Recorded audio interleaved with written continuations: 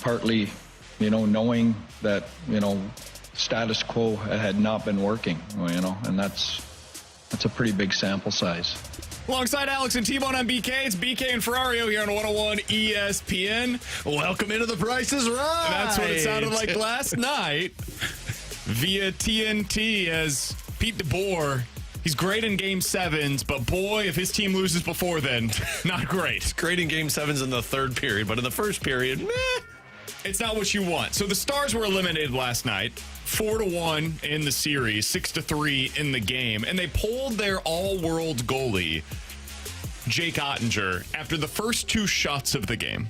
This was quite a controversial decision, Alex. It is a decision that personally I disagree with. And if you're watching on YouTube, youtube.com/101ESPN yes, my mic is a little bit broken right now, so I'm going to look like a newscaster for the next few minutes. It is what it is. Reporting live from Dallas. Reporting live from the Poplar Bridge. So they made a controversial decision. I disagreed with it. Alex, you thought it was the right call, though. Why did you agree with pulling Jake Ottinger? I think you're the only person in America that's defended this call so far. I don't know if I'm defending it like it was ish show to begin with, but look, when your goalie gives up 2 goals on 2 shots, you can't get down by more than 3 goals against the Edmonton Oilers. If you want any hope of coming back into that hockey game, I don't like the fact that they pulled Jake Ottinger, but it was the only option you had to wake your team's ass up. And afterwards, they said, we weren't ready to play. Well, the bigger problem was, why was your team not ready to play when they were facing elimination on home ice against the Edmonton Oilers? Agreed. You can't pull a Jake Ottinger in a game, but you also cannot lose or trail by 3 goals in the first 5 minutes of a hockey game and expect to come back. That team was struggling to score offense at all in that series against Stewart. I can't take him seriously. I know when he said agreed, I looked over and he's just holding his mic. That team was struggling to score offense from the get-go in that series against the Edmonton Oilers, which is wild to say with Stuart Skinner.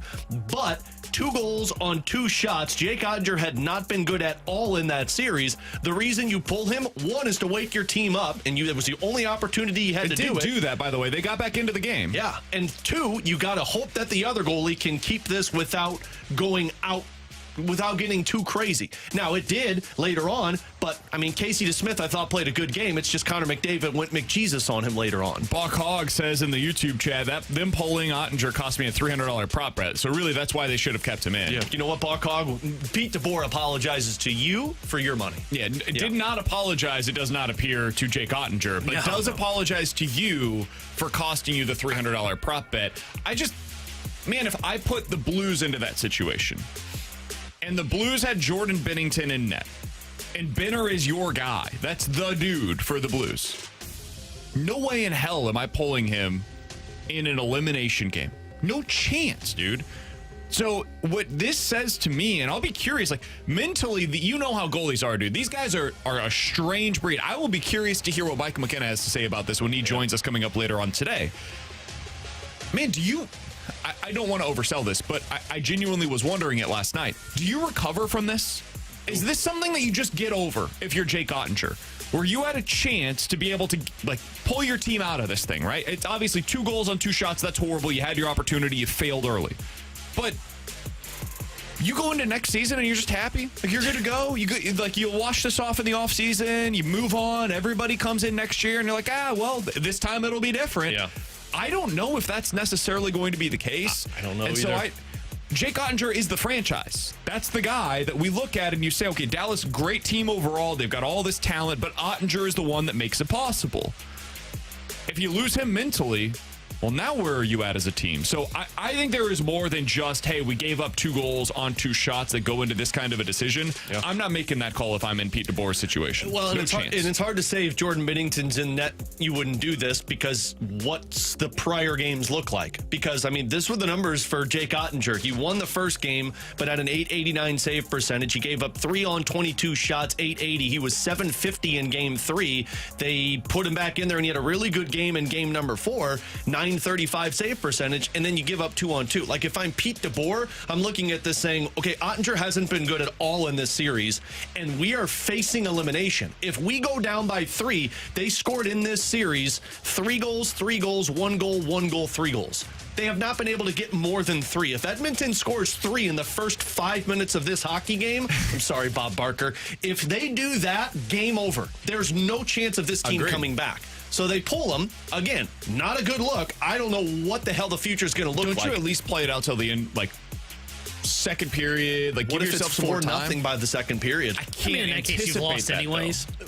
Yeah, but it's the elimination, and I got to find a way to give my team the best shot possible. Again, the bigger problem in that game last night was the fact that the Dallas Stars weren't ready to play. Agreed. I'm not blaming Ottinger. Those 2 goals were really good goals on Ottinger, and it's not like it was his fault.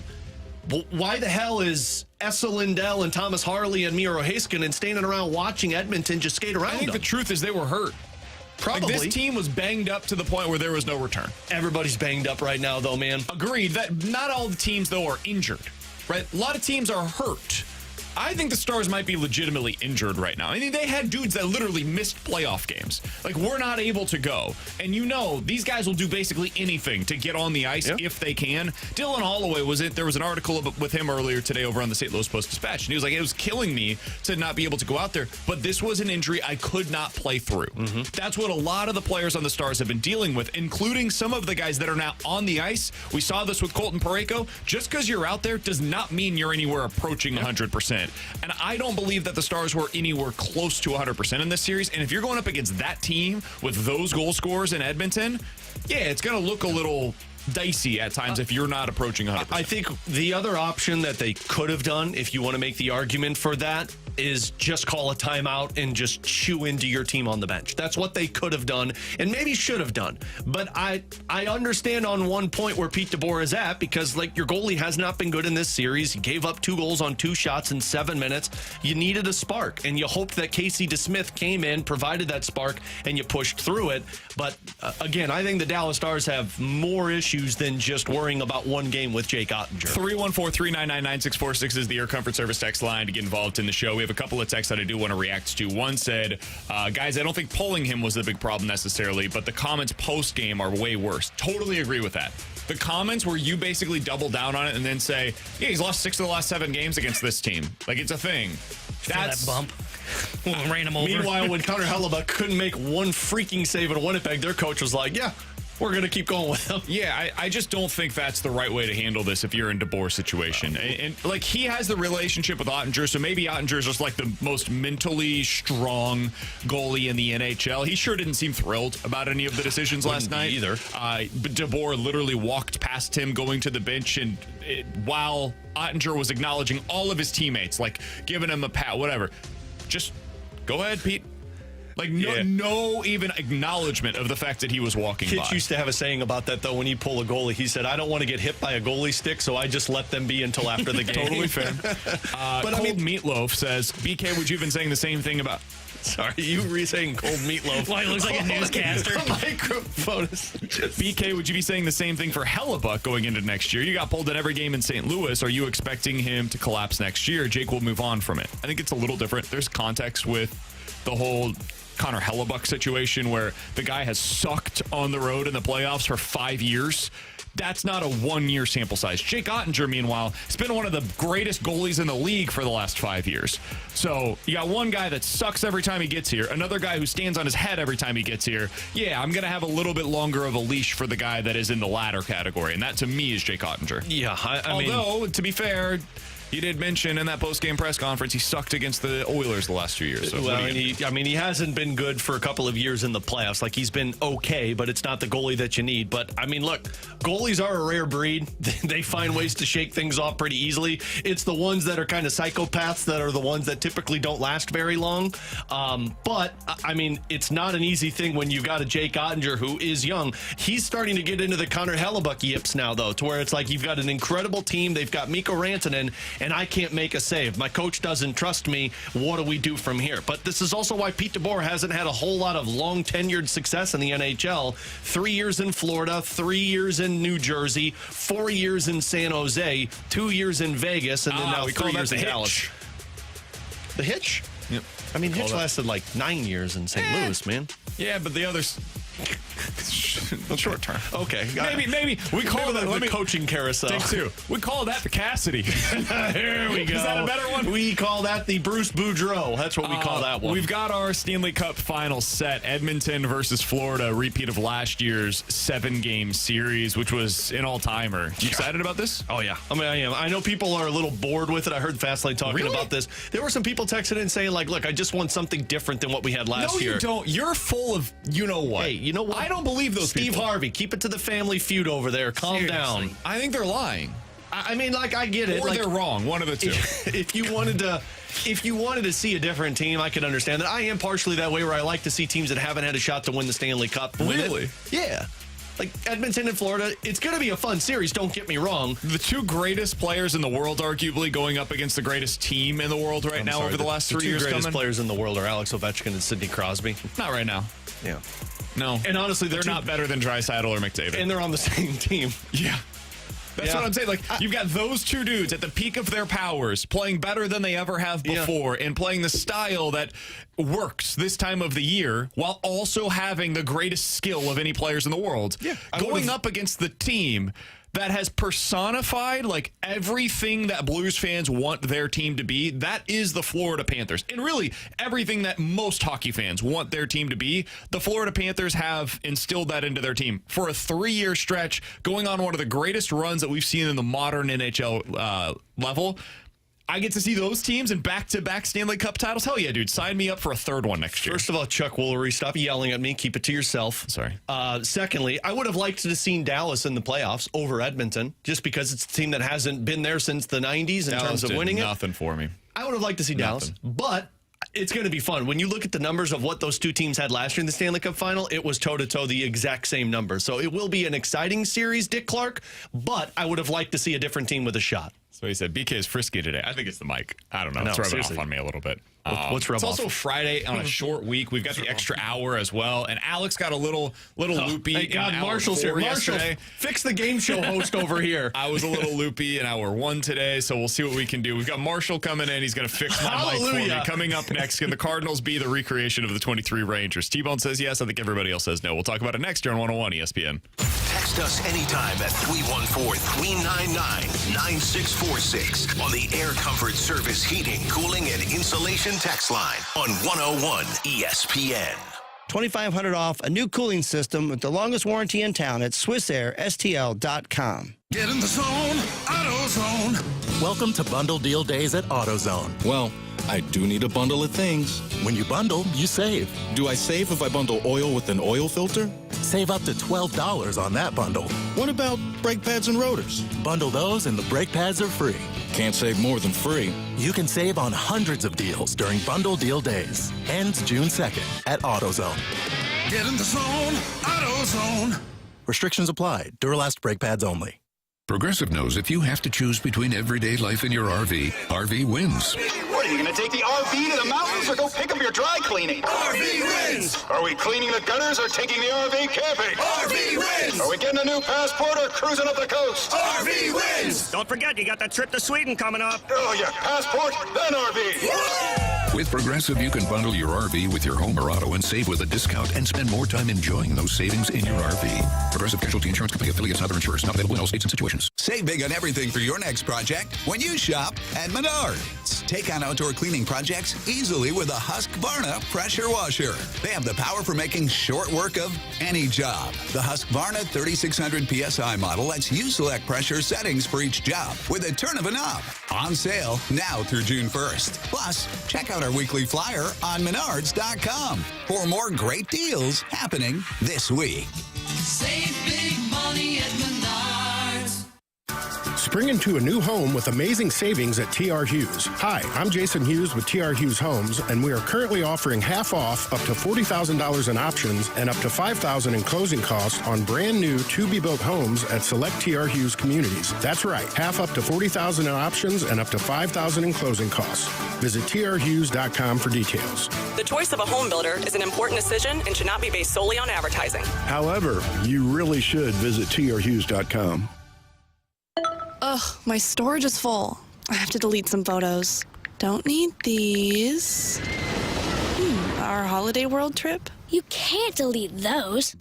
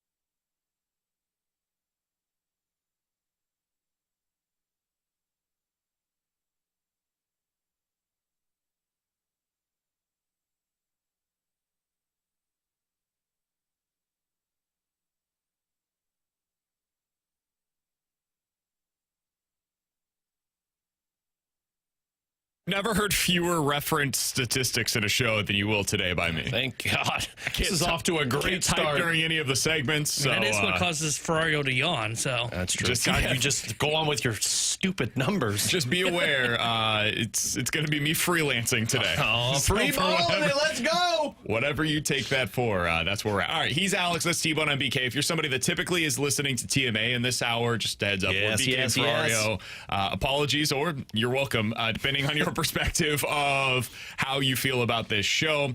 Alex, I wanted to talk a little bit about something T-Bone brought up yesterday on the Redbird Report. It's a podcast we do. It's about the Cardinals. Again. We did it from the closet yesterday, so if you want to check it out, YouTube is the place where you can be there do next so. Wednesday. YouTube.com/101ESPN-STL. You can always check that out on the podcast page as well. 101ESPN.com. The free 101 ESPN app is where you go to find that. So we asked the question, can the Cardinals be the 2023 Texas Rangers? The Rangers that year were a bit of a surprise. Now, they had operated like a team that was a contender. They went out, they signed Marcus Semien, they signed Corey Seager. In fact, that offseason, they went out and signed, if I'm not mistaken, Jacob deGrom, and then he started like 3 games for him, his elbow busted, and then boom, he's gone. But they operated like a team very differently than the Cardinals did this past offseason. They thought they would be a contender. They sucked for a year, and then they got back up to like real contention status, and they had multiple MVP candidates on the team. Semien was third, Seager was second that year. Alex, do you think that the Cardinals could recreate that Rangers team? Because they were a surprise. The year prior, they had lost, I think it was like 90 games, and then they came back, they won 90 games, went to the World Series, and won it over Arizona. Do you think the Cardinals could become some facsimile of that? Well, I don't know if facsimile is. I feel like I'm doing a show with Bradford Bruns here. But yes, I do think they could do something similar to that, mostly because of the offense. You mentioned they had 2 guys that were second and third in MVP voting. I don't think the Cardinals will have that, but will they have a couple of guys who are top 10 MVP voting, maybe top 5 if Brendan Donovan and Yvonne Herrera continue this offense?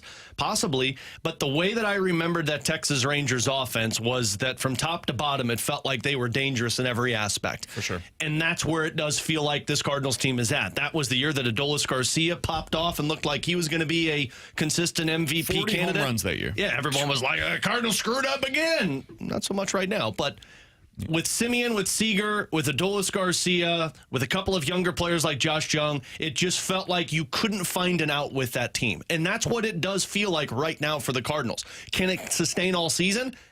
I think so. That's the part that I'm sure some might be skeptical of, depending on how long this goes if injuries pop up. But with Donovan, with Herrera, with guys like Victor Scott contributing, with some of these other players that are coming through, Lars Nootbaar, Wilson Contreras, yeah, it does feel like this can be somewhat similar to what the Texas Rangers had. I don't know the answer to this question, and this is a dangerous question to ask because I also can't look it up currently since I'm holding a microphone and can't type while doing so. Do it. Put the microphone under your chin like this. Texas was a hard-hitting team that year. Like, they slugged, and it wasn't just doubles. It wasn't just it was homers. They were third in the league in home runs that year with 233 of them. I don't know exactly where the Cardinals rank right now. I think it's like 20-something in the league in home runs, and I don't anticipate that really changing a whole lot. They're on pace this year for like 150 home runs this season. So that's 80 fewer than what the Texas Rangers had 2 years ago. Can you recreate something that you are like the antithesis of? Because the Rangers were the like pure slugging team. They hit for average as well, but they really hit for power. Can you be a World Series contender the way that the Cardinals operate offensively? I don't know. I don't know. It hasn't happened in quite some time. Who was the last team that won this way offensively? You're asking a lot of stats, man, that you can't look up. Yeah, I know it's hard. It's all anecdotal. Royals, right? 2015, so a decade ago. Yeah. And baseball, think about how much has changed with baseball. The way that everything operates, swing and miss stuff, the all or nothing power, the swing king stuff that took place with Justin Turner and the swing path to get a little bit more loft on your swing. Like, all of that stuff has happened since basically 2016. That was when everything in baseball changed. And now you're trying to recreate something from a decade ago. Now, I hope it can work. I think it's better for baseball. It's better for consumers if this style of baseball becomes a thing again, where you can look at a team and say, hey, they're winning with doubles. They're winning with singles. They're winning with base running. They're winning with defense. That is the baseball that a lot of us, Alex, you and me, and certainly many in our audience that are a little bit older than us that watched baseball in the 90s, or the 80s rather, that's the baseball that we all consumed and grew up with. If it's returning, that'd be sick. I don't know how much I believe that it is, though. So I'm skeptical of this. I think the Cardinals are a really good team. I think they can be a contender for the playoffs this year. But to recreate what the 23 Rangers did, I don't know. I'd be very skeptical of that. The one thing that they do is they don't strike out a lot, the Cardinals this year. I think they're 7th fewest in Major League Baseball. So that's something that, even if you're not hitting home runs, you can hang your hat on the fact that you have an approach at the plate to where you're making the pitcher work, throw a lot of pitches, and you're finding ways to get on base because their on-base percentage is significantly high. YouTube chat, youtube.com/101ESPN I don't like when you smile. Kyle, I can't stop laughing at BK just holding his mic over there. I know. It's hard for me to focus at him, too. Well, and you can't really see it on the YouTube, so the microphone is just like swinging back. It's like a ghost mic. Can I be honest? I kind of like it. Do you? Yeah, I do. You truly are giving off vibes of like you're reporting on something. I kind of enjoy it. Well, hey, we can tell the engineers not to fix it. I was going to say, we can keep doing this. It is a bit problematic that I can't do anything else during our show. Like, I'm just talking to the two of you, but maybe it's a good change of pace, Yeah, that could be. So, do you think the Cardinals can be the 23 Rangers? I have a tough time of... Damn, somebody said it's bigger than his head. That's not kind. It's bigger than his nose, though, that's for sure. Did I ever tell you what my mom told me about, what my mom said about me when I was young? Jesus, that nose. No, it was related to that, I suppose. Doc, is that Adam's apple okay? No, it wasn't that. I didn't have this when I was a baby. Beetlejuice, the guy with the really small head? She said that's what I looked like. I looked like a spider monkey when I was born, so we've all got doesn't our really matter. T-Bone, what did you look like when you were born? A garden gnome, we know. No, not that was when I got older. He said adorable. Yeah, I was a cute baby. This is taking TMA turns real fast. Yeah. All right, so back to baseball. It's 10 o'clock hour. What do you expect? The problem that I have with the reason I brought up this comp for the 23 Rangers is because I mentioned yesterday looking at teams that were bottom 10 in strikeout percentage on the season as a pitching staff, and the Rangers and Diamondbacks in 2023 are the only ones over the last decade to get past the divisional series. And I look at the Diamondbacks, and, they weren't good at anything, right? Their bullpen wasn't very good. They got better at the deadline. Their offense didn't have a bunch of guys that were above league average, and they weren't great defensively, and their starting staff ended up being the thing that kind of carried them there. I don't think the Cardinals are going to be in that range. But the Rangers, like you mentioned, Alex, their lineup, maybe it doesn't hit for home run power. It is slugging, though, right now. The Cardinals are top 10 in slugging percentage in baseball, and it is a little bit of a different style. I don't know how this translates to October. I think they might be able to make it work, but I am skeptical because everything that I believe wins in October, this team doesn't do. But I think you can get to October without doing that. They don't have swing and miss, and they don't hit for home run power. But I'm also open-minded to, you mentioned, hey, this is a fun style of baseball, and you mentioned how much has changed over the last decade. I wonder if this is the next change in baseball. Is this potentially the pivot point where we're seeing baseball go more back towards hitting for average, hitting for doubles, and less home run power, and saying, hey, let's focus more on just putting bat to ball rather than swinging for the fences because pitching is so dynamic? I don't know. I'm skeptical of that, but I'm open-minded to that could be what's happening, and it could be the thing or the reason the Cardinals are the team that can take advantage of it. Let's do this real quick. Let's go through the top contenders in either league and see where they rank in home runs to see if what you're onto is maybe something that exists, right?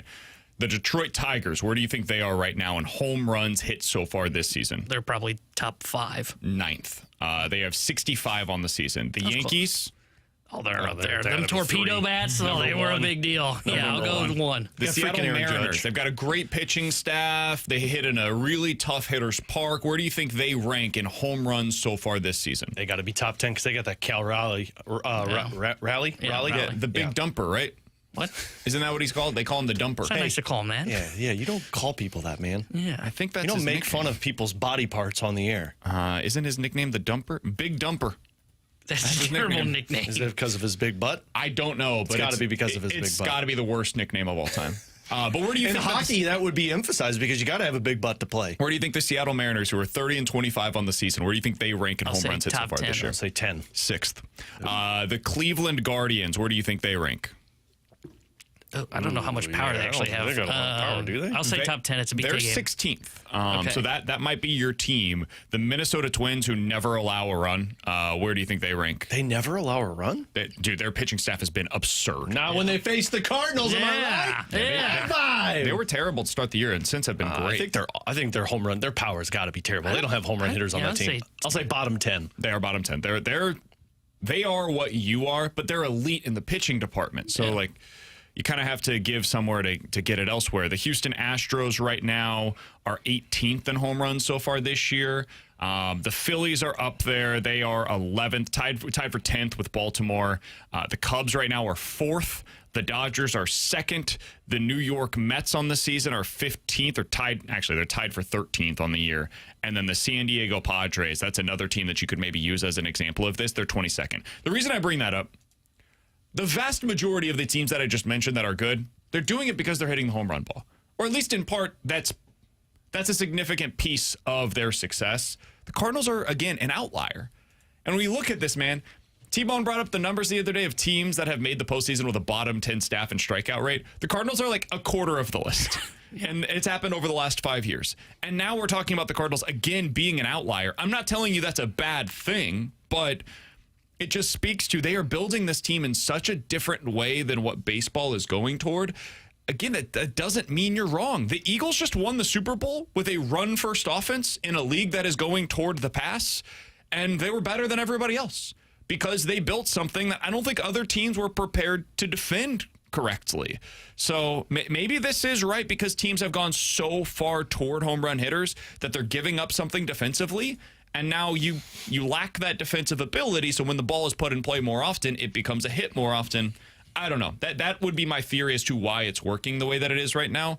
Or maybe it's just, hey, they're a good team and they're doing it the way that they can, and it's probably not good enough to win a World Series. That's where I personally land. Well, or they have to start hitting for more home runs. I think that's where everybody lands. Like, when we're talking about the Texas Rangers, I don't know if I'm looking at it saying, could they be the Rangers in terms of going on a deep run in the playoffs? I think I'm looking at it as, could they be the Rangers in terms of where they came out of nowhere and people didn't really necessarily expect that offense to be one of the best in Major League Baseball? Yeah. That's kind of the mindset that I'm having with the question that you posed, because that's what I think the Cardinals are. I think at the end of the season, I believe we did this like a month ago, will the Cardinals be top 5 in terms of offense? I think they're going to be close to it by the end of the season. They need something to change to be top 5. They need to improve somewhere. They're a top 10 offense right now. I mean, they're manufacturing slug. They're not striking out. They're getting on base. They're hitting for average. All from of that's top great. to bottom. You better hit more homers. Yeah. And I better hit more homers. And that's where, like you said, that's where they're probably going to have to. I just don't think this roster is capable of it. Like, who outside of I'd say probably Contreras, who's the guy that you're looking at saying, when you look at like what their projections are, you would say you would expect more from them from a home run standpoint? Maybe Walker, maybe Gorman, maybe Burleson. I mean, those are the guys. Was supposed to be, but we all thought it went down. I mean, and I don't think he's that guy anymore. And like Walker and Gorman, they're just struggling to be big leaguers. So like I don't even know if I can say that it's fair to even throw them in that category. But the hitting coach doesn't have the mindset of we need to start hitting for power. And I agree with that. I think it's smart because I think T-Bone's right. I don't believe these guys have more power to give. I think this is what they are. So why not capitalize on what you're really good at and be good at it all season? I think they are. I think there is a cap to the ceiling. Agreed. On what that can be for an offense. I think if you lack this team ideally would have Jordan Walker or Nolan Gorman or Wilson Contreras as a 35-plus home run player. They don't have that right now, which is fine.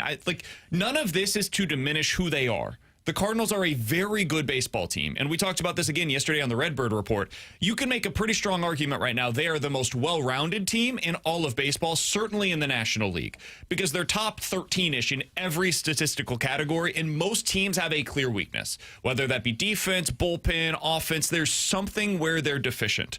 The Cardinals right now aren't in any one area. They're just good at everything. They also are not elite in any area other than defense, which is maybe the least important of the areas that you can be a dominant unit in. So I think that for me, for them to be that dominant offense that we're talking about, Alex, it would require more home runs. I don't think they should strive for that, though, because I don't think they have those players. Part of what has made them a successful offensive unit is accepting who they are, becoming the best version of that, and just being a pain in the ass to go up against as an opposing pitcher. They hit for doubles, they hit for average, they get on base at a really good clip. All of that is successful. All of that is important. I think for me, and this is maybe my numbers nerd tendencies here, I haven't seen that win in the postseason in a decade. I don't know that it can win in the postseason. I would love for this to be the new era. Like, if we look back on it and it was 2016 to 2024 was an era of baseball, and it was the home run strikeout era. And 2025 becomes the start of the next era of baseball, and it resembles what the Cardinals are in 2025. Dude, I think that would be the best thing that could happen to baseball. I think the Cardinals are a great representative of what baseball is supposed to look like for most fans. If that ends up being the case, kudos to everybody involved. I'm just really skeptical of it. That's my personal perspective on it. Yeah, and I mean, I understand it being skeptical because history tells you that it's not the way to win. But I mean, I'm not as worried about it. Can it win in the postseason right now for this team? I'm just worried about it. Can it sustain and get you to the postseason? And I think yes. And that's absolutely. And that's what I'm measuring this team with this year. When we get to the postseason, we get to the postseason, and if they go on a run, great. If they get bounced in a wild card game, that's also great because they weren't supposed to even be there. But what I'm wondering is, can you sustain this from start to finish? Which it sure seems like they can. And then guess what? In the offseason, that's when you figure it out and say, guess what? We need more power. Time to go find that home run hitter in the middle of our lineup. He's Alex, that's T-Bone. I'm BK. You got BK and Ferrario here on 101 ESPN, filling in for TMA as they've got the Dotem today. 4-hour show for us. Coming up in the 11 o'clock hour, we'll talk to a prospect analyst from the Daily Faceoff to get his thoughts on where the Cardinals... where the Blues are at when it comes to their pipeline right now, specifically with Dalibor Dvorsky and his NHL readiness. Mike McKenna has already texted T-Bone today, fired up about the Pete DeBoer decision from last night. He wants to talk to us about that. That's in the 12 o'clock hour. BT, Brad Thompson, will join us in the 1 o'clock hour. Coming up next, how do the Cardinals avoid what's come for Baltimore and Texas? We just talked about Texas as the 2023 team. Well, since then, they haven't exactly been the same. How do the Cardinals avoid that pitfall? We'll talk about it next year on 101 ESPN.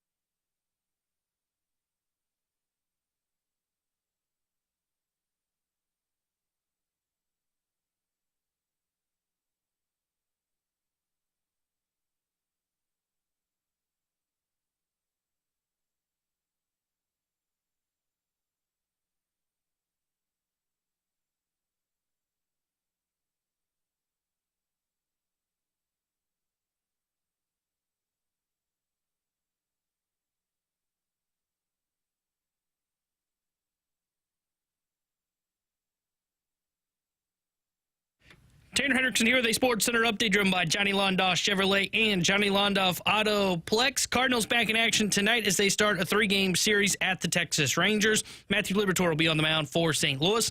7:05 will be first pitch, and the Stanley Cup final is set as it'll be a rematch from last year's matchup, as it'll be the Florida Panthers taking on the Edmonton Oilers. The Sports Update is driven by Johnny Londoff Chevrolet and Johnny Londoff Autoplex. CMilano.com. Chevy, together we drive.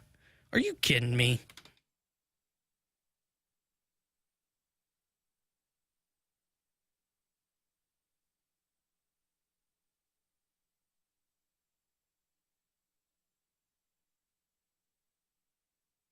All right, my mic is back on the stand, so that's a good start to the segment. I was able to do some research during the break as well, Alex. Just told you not to touch the mic, and you just grabbed it again. We asked the question in the last segment, how often have teams been able to overcome a lack of home run power to get to the World Series? And the answer is not all that often, really, in the last decade or so. So since 2017, here are the American League representatives in the World Series and where they rank in terms of home runs hit in that respective season. 2nd, 9th, 3rd, 9th, 4th, 9th. In the National League, 11th, 2nd, 13th, 3rd, 6th, 2nd, and 22nd. So the Diamondbacks in 2023 remain the outlier in just about every possible way. But every other team since 2017 that has been represented in the World Series has ranked at least in the top 11 in home runs hit in that respective season. You go back beyond that, 2016, I was surprised by this. The Cubs were 13th in home runs hit that season. The Guardians were 18th, so they were bottom half of the league. 2015, the Royals were 24th in home runs hit. That's the worst team when it comes to home run power in any season to get to the World Series in the last decade, was the 2015 Kansas City Royals. And if we're being honest, man, there are so many similarities between the 2025 Cardinals and the 2015 Royals. My fear on this has always been, is it so much different in 2025 that I don't know if the 2015 Royals would win in 2025, like win the World Series, right? It was a really good team, but I don't know if that team would have that kind of success in the modern era of baseball. I don't know. Yeah, I mean, 2011, I think you could say the same thing about the Cardinals. I think there's two things you always say when you get to the playoffs. It's home runs and it's strikeouts. And right now, the Cardinals don't have any of those. But what I can point to is the clutch ability. We talked about this yesterday. And sure, I don't know if that's going to translate to playoff baseball. It's what they've struggled with for the last however many years. It's why I've just complained about the Cardinals for so long. They just don't have guys that can perform in the playoffs. But right now, I mean, it's kind of been like the playoffs for this team from they started the season to trying to pull themselves back into this. They have come up with clutch hit after clutch hit after clutch hit. Frankly, that is one of their massive strengths this season, is the ability to hit with runners in scoring position. So if you can do that, and I understand the home run is what is most important, but for right now, if you can do that and it gets you to the playoffs, then basically the Cardinals would be doing, they would be showing the organization, the front office, like, hey, we can win this way. Provide us some help. And whether you want to do that at the trade deadline or the offseason, that's up to the front office. All right, so we talked a little bit about this yesterday when it came to the Baltimore Orioles, because the Cardinals are coming off of that series against Baltimore. Baltimore's an abomination, as you heard yesterday with Jason La Canfora. People there are very unhappy, and so much so that Ken Rosenthal reported earlier today in his piece for The Athletic that the Orioles are considering they're probably going to be sellers at this year's deadline. Like, that's where they're at, is already telling teams in late May, hey, be ready because we're going to have some pieces that are ready to sell in late July. Alex, the Orioles won 100 games a couple of years ago. They were seen as a rising star status team in the sport. And instead, it has cratered to the point where they're going to be a potential seller this year, and there's no real answers as to whether or not they're going to get back into contender status. Same thing was true for Texas. Texas had a really disappointing season the year before they got to the World Series, but they were seen going into that year as, oh man, they just invested so much. Seager, Simeon, they've got this young core rising up the ranks. This is going to be a 3 to 5 year stretch where they're just overwhelming in the American League West. Hasn't exactly gone that way. Last year was no good. This year has been hot and cold, but the offense has really disappeared for them. Do you have any fears, or maybe the better way to phrase this is this: how do the Cardinals avoid that?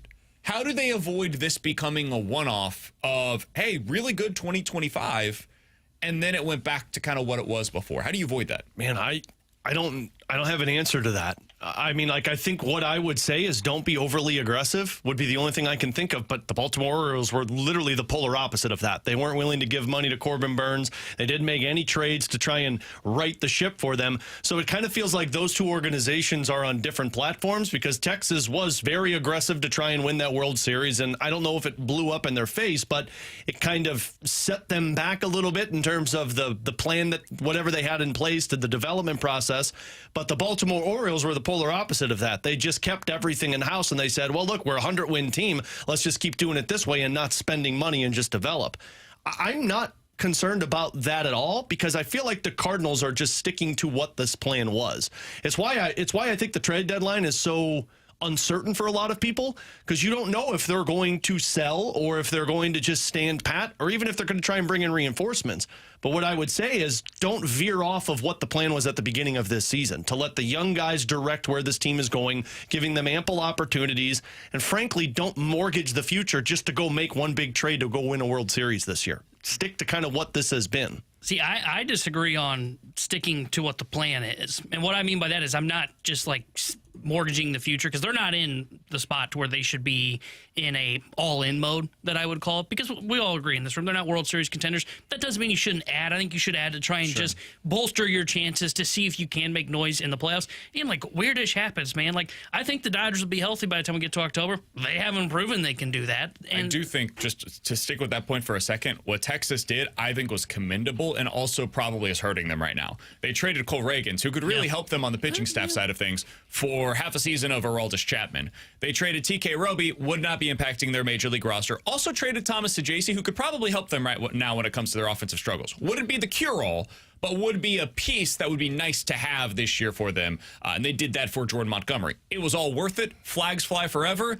If you win a World Series, every trade that you made in order to get yourself there, in my opinion, was worth it. Even though right now it does have a trickle-down effect of 2025, you'd like to have those pieces. And Sorry, T-Bone. No, and just to jump in one last time, I think I should clarify myself. What I mean is don't start selling off these top prospects that you have to go get something that helps you for half of a season. Like if we're talking about a Nolan Gorman here, fine. I don't think Nolan Gorman's a part of the future. Who are those prospects in your opinion? Probably, I mean, Weatherholt. Weatherholt. I think you put Quinn Matthews into that conversation. I think you could probably put one of these catching prospects into that conversation where you're at right now. Like there are certain guys that I would imagine are clear to a lot of Cardinals fans. Like, yeah, you know what? Don't start selling these pieces off. But if we're talking about guys who have, like Tink Hence, for example, everyone was on the don't touch Tink Hence. I don't know if Tink Hence is what they thought he was going to be. And maybe that's a piece that gets you something. The fear is the Rangers said the same thing about Cole Reagans. Yeah. Reagans at the time wasn't Cole Reagans. It's why I just don't know if it's right to just get overly aggressive and say we need to pounce on this year. I do but think it worked. Yeah. They went to the World Series. They went to the World Series, but did they win the World Series? Yeah. Yeah. They literally won it. Oh, yeah, they did. Sorry. For some reason, the Diamondbacks. You're thinking of Arizona. I was thinking of Arizona there for a minute, and I was like, wait a minute. But now, I'm not going to lie, you made me question if I was right. Yeah, I was questioning, like, wait a minute. The odds are against it working. Yeah. More often than not, you make the trades, you lose in the playoffs, and then you look back, you're like, oh, damn. But more often than not, honestly, people are not trading. Yeah. Like the Hyatt, like people do not trade JJ Weatherholt at the deadline. It does not happen anymore. That's basically been since 2016.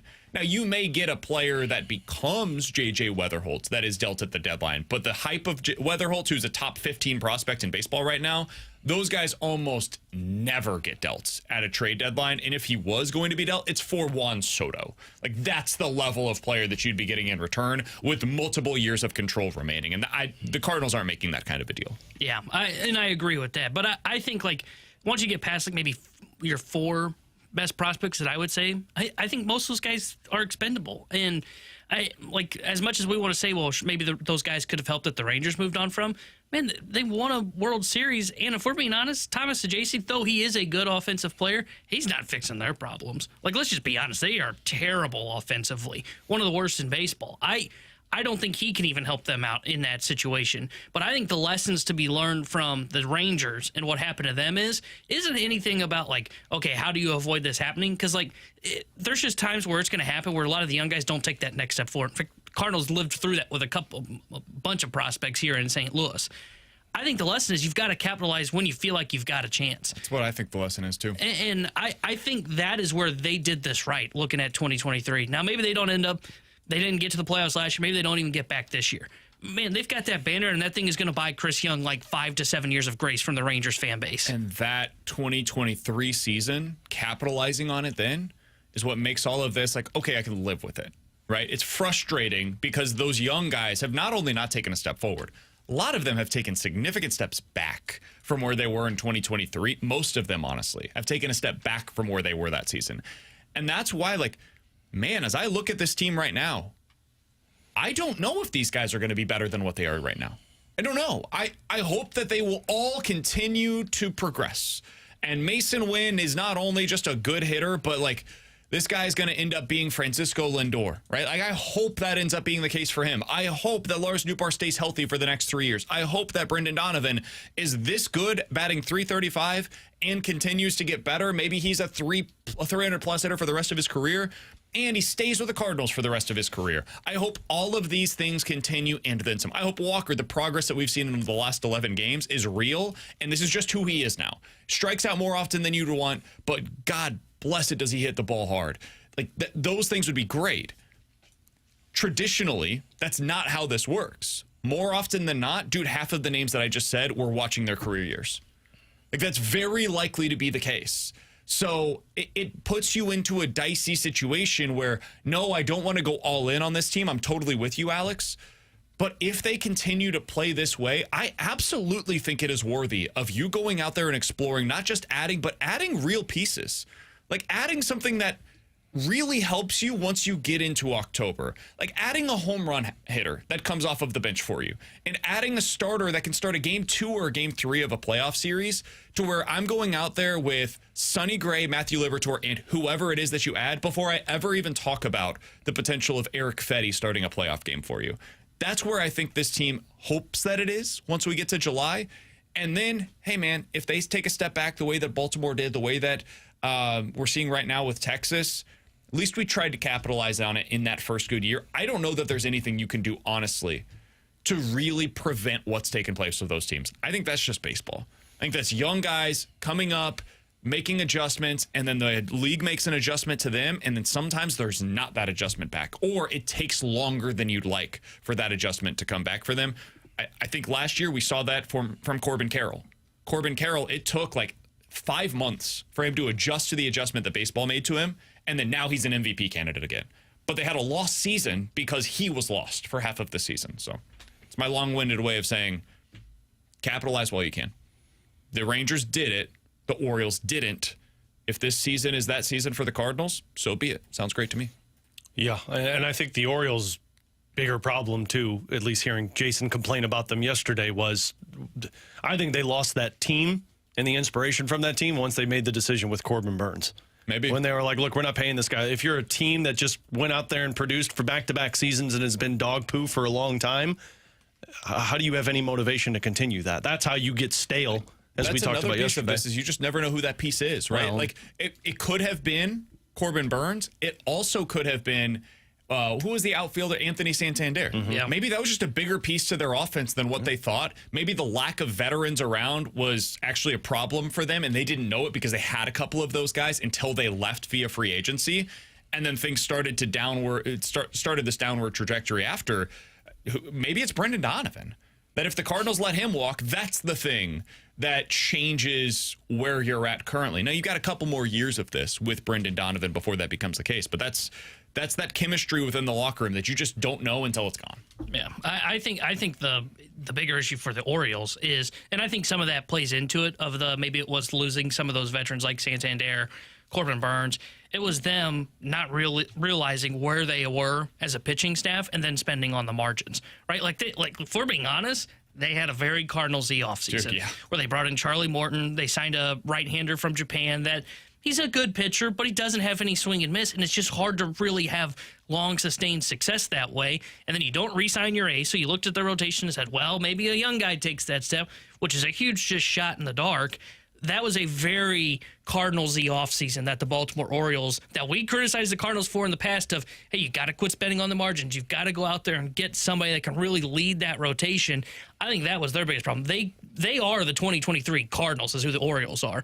No pitching, and they're just trying to slug their way past that problem. They can't. With T-Bone and Alex, I'm BK. Appreciate you guys tuning in. If you're somebody that typically listens to TMA during the 7 to 10 o'clock hours, we're BK and Ferrario. We do our thing from 11 to 2 most days. Appreciate you guys bearing with us. TMA will be back in their normal time slot coming up on Monday. Coming up at 11:30, we'll be talking to a prospect analyst for the NHL, talking about all things Dalibor Dvorsky and where the Blues are at, who could impact this team at the NHL level in the next couple of seasons. That'll be at 11:30. We're talking with Mike McKenna, former NHL goalie, at 12 o'clock about the decision last night that Pete DeBoer made to pull his goalie after 2 shots, went in 4 goals. Brad Thompson, BT, joins us at 1:15 as well. All of that, plenty more coming up on BK and Ferrario here on 101 ESPN.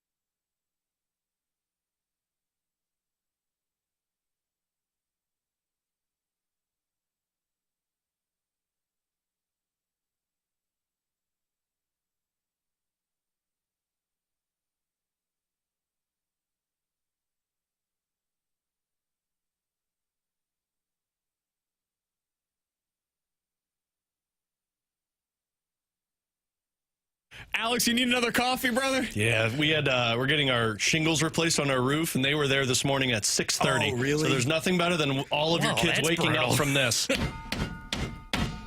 Yeah. Sounded like, my daughter said, it sounds like there's elephants on our roof. And I said, yes, it does sound exactly like that. So, yeah, dude, if anybody want to go top me off. Timo? I fell asleep last night at 9:30. I fell asleep rocking Luca. I genuinely... Walking her?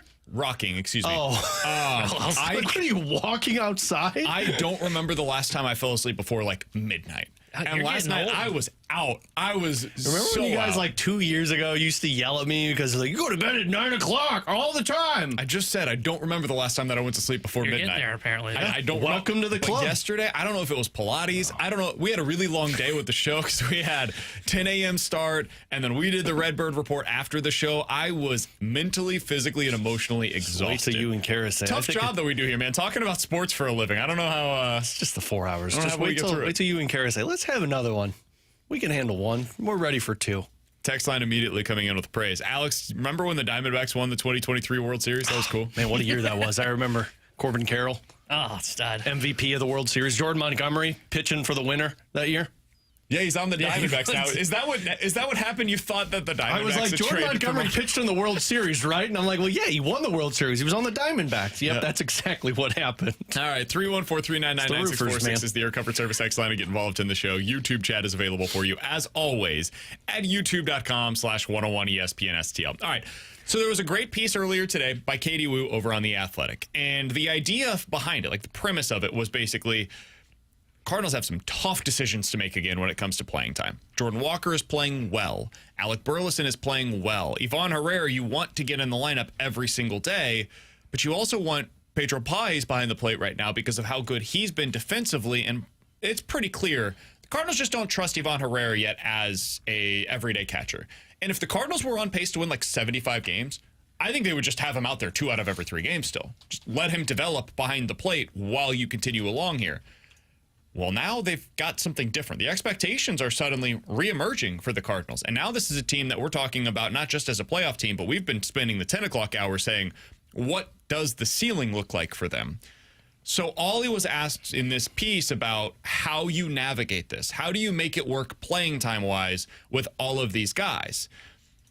He basically said, we got to get our best dudes in. Here's his quote. I don't want to use Walker as a platoon guy, but I don't mind firing Burleson in there strictly against righties. So Burleson in a strict platoon, Walker playing against the best matchups, lefty or righty. I won't do that every time because Walker needs to play whenever we see a left-handed starter. But the way Alec is swinging it right now, it's hard not to put him in there against some of the other team's best right-handed pitchers. So Walker will play against lefties and righties, doesn't matter, and I'll pick Burleson spots to hit against righties.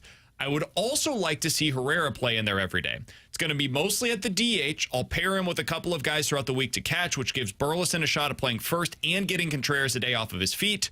I will also give Walker a couple of days off a week, playing him 4 or 5 days a week instead of running him out there every single day, which gives Burleson a couple of games in the outfield. The name you're probably looking for here is Gorman, and that's where I'm having the most trouble to find playing time. That's not an easy rotation.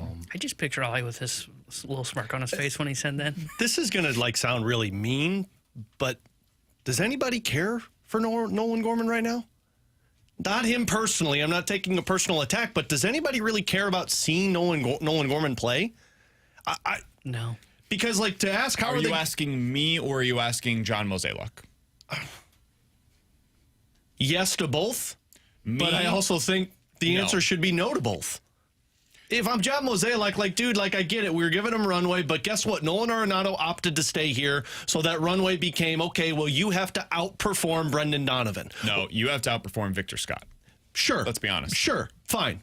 You got to outperform somebody if you want to play. And guess what? You didn't do it, man. So, unfortunately, you're not in the same spot as Jordan Walker because you had an extra year at the major league level. Like, to answer the question that you asked at the beginning of this, like, how are they going to do this with this lineup construction and getting guys in? Do what you're doing right now. I agree. Like, do not change a thing. You're winning almost every single day. You're getting at-bats for Jordan Walker consistently. Cool. Check. Alec Burleson is getting his opportunities, and guess what? He's capitalizing on what his role might be for the Cardinals moving forward. Check. Ivan Herrera is playing every day. Check. If the only box that's unchecked right now is Nolan Gorman, I'm sorry, this isn't meant to be mean, but I don't know if he fits into the long-term plans anymore for the Cardinals. I agree with you entirely, and yet he's actually been pretty good lately. And guess what, man? Capitalize on that role now. Because if somebody wants to take a chance on you and you're an awesome bench bat that comes in every once in a while, man, you might get your everyday opportunities for another team. Totally. Everything you're saying is correct. His strikeout rate is way down. Walk rate is way up. Swing and miss rate is down. All of the things that we wanted to see from Nolan Gorman, man, he's improved on it. Now, the swing speed is also down, but like as Ollie said in this piece, you've got to give something. If you're going to swing and miss less, part of that is because you're trying to do something different with your swing, and that means not swinging as hard as you once did. So that's an impact here as well. I think you're right. He is clearly the odd man out here. There's only so many guys that you can get in the lineup every day. Two of the odd men out, if we're being honest. One, Nolan Gorman, who was supposed to have the runway this year, but two is Thomas Saggese. Like, Saggese is probably good enough to be a part of this roster in 2025, but there's no place for him on this roster. If Arenado was dealt, if Victor Scott was the same guy that he was a year ago, you probably see Nolan Gorman every day, and my guess is Thomas Saggese probably has some kind of a role with this roster. Even if it's an up and down type of a role, he's here for something. He's what Brendan Donovan was a few years ago, where it's like, dude, you're the super utility man. Tommy Edman, when he first came up, like the guy that just fills in whenever you need it. But that doesn't exist on this team, and so hard decisions have to be made. What I love about this entire story is it read to me, at least reading between the lines, where Ollie is basically saying, listen, we're going to play our best guys. That's what we're doing. Now, that includes some runway, but the runway is being given to the players that have earned that runway. Victor Scott has earned this opportunity. Alec Burleson hit his way into the lineup. Jordan Walker showed us something. In the last 11 games, there's real signs of life from him, and we've got to continue to see what that looks like. It's not going to be every day. Don't expect it to be every day, but he's going to be out there more often than not. Ivan Herrera, have you guys watched him? Like, yes, he's going to be in the lineup every single day, but have you guys also watched him behind the plate? He's probably not going to get many opportunities there. That's what they said about Wilson Contreras. If this was truly about runway, again, in 2025, they find ways to get Gorman into the lineup, and they put Ivan Herrera behind the plate probably 2 out of the 3 days. 2 out of every 3 games in a series, that's probably the way you're handling it. Things have changed. And guess what? If they would have gone 10 games under 500 up to this point and they looked like a bad team, then I'd be singing a different tune right now. I'd be singing just like you. I'd be like, man, play Ivan Herrera back there every single day so he could get the reps. Put Gorman at second base. You figure out what to do. But I'm not singing that tune anymore because this team has actually been consistent and they're winning with what they're doing. Yeah, I agree with that. I think if they were a bad baseball team, then I think you would be doing what you just talked about there. I also do think that this is going to be something that puts pressure on a Jordan Walker moving forward. Because the way that I also read this too, and I don't know if you guys felt this way or not, to me, this read, hey, we were getting close, because I agree. This sounds like Ollie kind of making the comments of, hey, it is now not just about runway, but also about playing the guys that we think are best, give us the best chance to win the baseball game. I also read that as, hey, if Walker didn't really turn it on here in the last couple of games, there was probably a chance he would have become a very much a platoon bat, which was just against lefties. And they're trying to mix and match that a little bit now with lefties and then righties that they like matchups in, and maybe they would have stuck with that. But this, to me, says, hey, it's on Jordan Walker now. There is real pressure mounting on him of, hey, we believe in what we're seeing. We've talked about that. The profile's a little weird, but we're believing in what we're seeing right now. But he's going to have to continue that. Otherwise, I do think they are going to be having a much difficulter conversation of, much more difficult. Thanks. I got excited. We got there. But I think it's going to be a more difficult conversation for them because they are going to have to decide what to do with Jordan Walker when they're trying to win. And if he goes back to who he was, I don't think that guy's in the lineup. I think he gets kind of pushed into a little bit of the Gorman role. Yeah, I mean, I totally agree with that. Like, I said, Nolan Gorman, your job was to outperform a couple of different guys, and you didn't do it. Jordan Walker, your job now is to outperform Alec Burleson, because otherwise Alec Burleson is going to be playing on a consistent, now not in the corner outfield spot, but they'll bring somebody up to play that position, or maybe they'll put Donovan there, and if Gorman's hitting well. I think they're also willing to play Burleson more in the outfield now. Yeah. I think that's what's changed as well, is they're saying, you know what, that bat is so good against righties, we probably got to find a spot for him. And if Herrera is going to be at catcher, very limited opportunities there. Yeah. Well, there's one spot for him. And this is the runway that I kind of expected, not so much of just playing every day, but how do you fare in internal competition? Like, that's how you judge what you've got in a player, man. You've got competition if you want to play every day. How do you perform versus the other guy? and other guys have performed better. And that's where it comes down to with Gorman. Man, it just feels like the ship has sailed right now. Yeah, I agree. And I'll say this. I think Katie laid this out very well in her piece, and I had brought this up early on in the year of like what happens if Walker and Gorman don't hit. I didn't know what to expect, and it turns out they can survive that. I don't think they're no longer the face of runway when it comes to talking about this anymore here in St. Louis. I think when you're talking about like the faces of, hey, who are the guys that are getting the runway that you have to find at-bats for, it has become Ivan Herrera, and it has become Victor Scott II, and maybe Burleson has shifted into that spot, especially if you're going to change tone of this guy's not an outfielder too. You know what? Maybe he could be in right field for us. I would still have Walker on that list. I know this is just a friction point for our show. Me and Alex are on one side, you're on another. I think you're probably right, but I think that runway can run out this year. No, I don't think so. I don't think that runway runs out until the offseason. I think it can if they're a true contender. You get into August. If he's got to be hurting your team, though, for me to take him out of the lineup. And right now, for him to be hurting your team, a lot more things have to happen to your offense around him. What if this is a mirage? I hope it's not. I hope like hell what we're seeing right now is real, and this becomes the version of Walker. We never have to have these conversations. But if what we're seeing is a mirage, and what we're seeing from Burleson is real, and he just is a 280 hitter with pop against right-handed pitchers, on those days, you get into August, I have Burleson in right field against right-handed pitchers. It's just, it eventually will probably have to become a strict platoon because Burleson's really bad against lefties. He has never hit left on left. It is what it is. But that will be the point in time in which you see something like this maybe happen. I don't think I would change that. Even if they're contending. Yeah, because their offense right now allows for one guy to not be at his best. And Burleson can still be a weapon for you even if he's not playing every single day. The runway for Walker does not end until the offseason. For me. I would still have Walker potentially as a part of my conversation for 2026. But if you're contending and you're trying to win this division, you get into August and Walker is back to batting below 200 and he has no pop. He's fine in the outfield, looks decent defensively, but the bat just has not come around. There will come a point in time where I think they have to make that switch. We're not there yet. We're not anywhere close to that conversation right now. And Walker's hitting. So all of this is really a moot point, but just kind of projecting forward, I think that would at least have to become a conversation for them. The way that it did eventually with Gorman. Yeah, I agree, because I think but if you get to August and he kind of reverts back to what he was, I think it's okay to change his role in a year that is changing in what you thought it was, right? When you thought it was a year of, hey, we don't know what we are. We think there's a chance we're not that great, but it is about runway. Okay, but it's also okay to pivot and say, maybe this year we go with the platoon with Walker. I agree with you. You probably don't just write him off for 2026. No. You go in, maybe a little bit different expectations for him, but you go into 2026 with him. But I think if you just ran him out there in August, and again, it's moot point right now, but if he gets back to who he was over that month stretch where he really fell off of a cliff, and you run him back out there in August while you're trying to contend, to me, that's just as bad as selling off at the deadline. Because that's just kind of a spit in the face to the team of, hey, we're not really putting you in the best position to win. 314-399-9646 is the Air Comfort Service text line from the 314. Guys, how long until we hear Herrera has been taking fly balls in the outfield?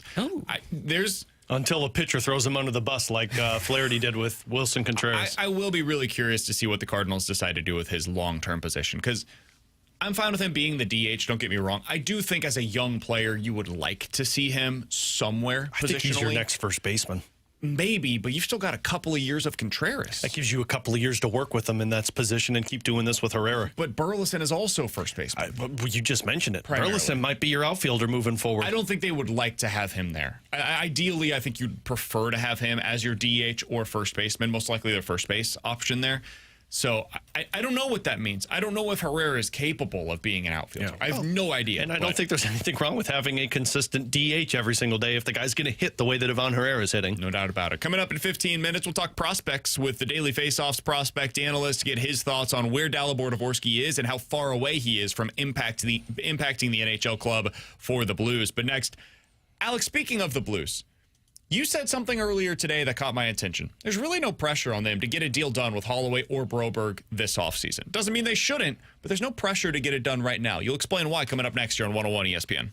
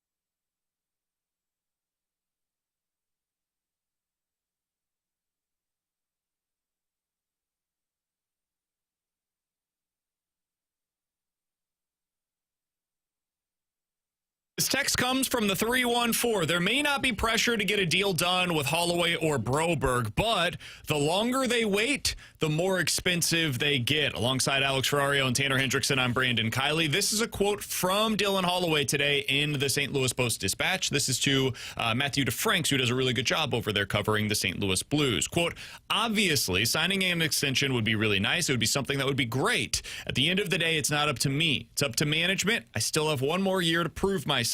I'd love to stay in St. Louis long term. I loved it there this year. This team is great. The guys are great. The city is great. The fans are awesome. It was a super fun year. I'm just looking forward to next season, hoping next year we can go even further, end quote. Alex, Dylan Holloway and Philip Broberg were excellent signings by the Blues. There's no way that we can even discuss that and have any kind of a rational discussion otherwise. Both are under contract for one more season. Holloway at $2.3 million. Broberg at $4.5 million. And then both go back to restricted free agency. That is an important factor here. They are not unrestricted. They are restricted free agents next offseason. That also means that the Blues are eligible to talk extension with them starting basically right now. So, Alex, my first thought going into the offseason was, well, that needs to be the priority. Get that done as soon as possible. That way you know what you're working with for your budget. Not just for right now, you know it for this year, but for 2026 to 2031. You know exactly where you're at money-wise, given where those two players are likely to come in. And then you came in with a different discussion point, and honestly, you completely swayed me.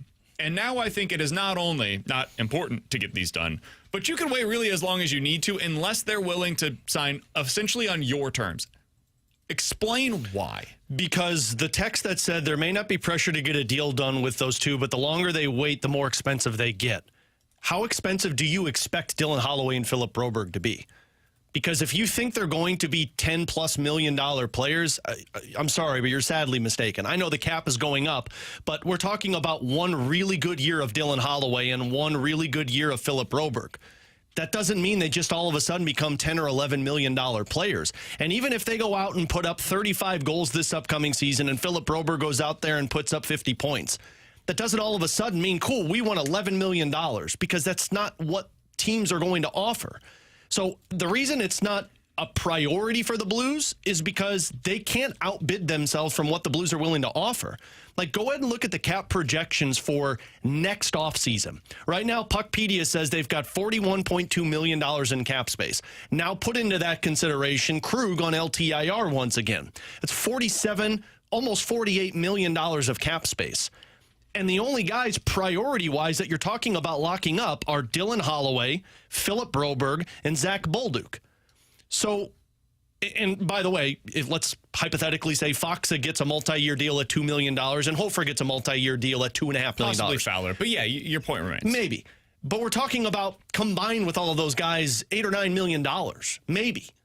So cool, that leaves you $35 million to work with these two guys. So I understand the thought process and the concern of, well, somebody could go out there and offer sheet. Look, if somebody's going to offer sheet these guys to where the Blues aren't paying, you're talking about somebody offering up north of $10 million for these players. And in that scenario, you get 2 first-round picks, a second-round pick, and a third-round pick. And in that scenario, Doug Armstrong's going to ask, are these $10 million players? Because if they go out there and produce 35 goals and are the best defenseman in the NHL, cool, man, $10 million is probably a steal compared to what they'd be getting on the market. But I don't believe these guys are outbidding themselves from St. Louis. So my priority, if I'm Doug Armstrong, is let's fix the holes where we're at right now. If these guys want to get a deal done in St. Louis, cool. We've got an idea of what we're going to spend. But Doug is always planning 3 to 5 years in advance. I think he's got a threshold that they expect them to sign with, which I can't imagine is going to be more than $8 million.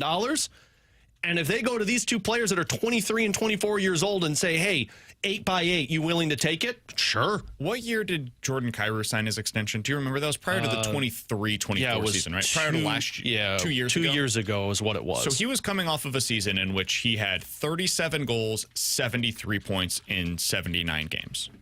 I just want to put that out there for context of what I'm about to say, because we got this text. He was also 25 years old at the time. 314-399-9646 is the Air Comfort Service text line. From the 314, guys, 100% the price goes up if they put up those kinds of numbers. It's not even a debate. Here's the problem. What's the leverage? If you're Dylan Holloway and you're Philip Broberg, what is your leverage? because that's all that negotiations are about. If you are negotiating a pay raise with your work, right? Like if I try to go to my job, I'm up for a contract in December. If I try to go to Tommy, just throw that one out there. If I'd go to Tommy and I'm like, hey, I deserve a $35,000 pay raise this year. Oh, I'm out if that happens. Tommy would be like, okay, why? A, and B, no. I'd start with A. If I said, hey, it's November, right? There is a company in, I don't know, Denver that's willing to give me X amount of dollars. I want to stay here, but I need you guys to match it. That's leverage, right? That's me going to them saying, I have another offer I can take in a month, or I can stay here for X amount of dollars. I'm willing to leave for that money. If I say, I'm not going anywhere, I have no other offers, I have no other opportunities, give me $35,000, they'll say, to hell with you, here's what your pay is going to be next year. And I'll say, okay, cool. Thanks for doing business with me. Appreciate the negotiation. The reason I bring that up, for Broberg and Holloway, their only leverage is twofold. One, arbitration. They could just go to arbitration via RFA status and have a 1-year deal that year, play it out, and then hit the unrestricted free agent market. That is technically possible. 2, sign the offer sheet. And if they were to sign that offer sheet, a team acquiring them would need them to be worthy of, let's say, $10 million, so that way the Blues don't match. And 2 first-round picks, a second-round pick, and a third-round And the last time a team threw out north of $100 million, because that's what you're talking about, which I don't even think you can offer 10-year deals now. Maybe you can, I'm not sure. Shea Weber was the last one that happened to with the Philadelphia Flyers. And that was back 4 in like first-round picks if they sign for more than $11.5 million. Yeah, and teams aren't doing that. Like, teams aren't going out there, especially because it's 2 good years for that player. So, and I'm not trying to downgrade what Dylan Holloway and Philip Broberg are. Of course. My point with this is Doug Armstrong already knows that they're going to get paid. But why rush it when we know you're worthy of this Blues team? We think you're a part of the core. We're going to re-sign you. But we don't need to go to that right now, because I'd rather figure out, hey, can we acquire this centerman who's making $4 million for the next 3 years and figure out what our cap looks like? Somebody on the text line said their leverage is other teams will pay me X amount. They can't.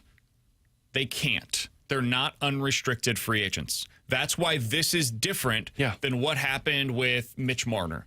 Mitch Marner was able to negotiate against the league with the Toronto Maple Leafs. Hey, teams will give me $14 million next year. Are you willing to do that now?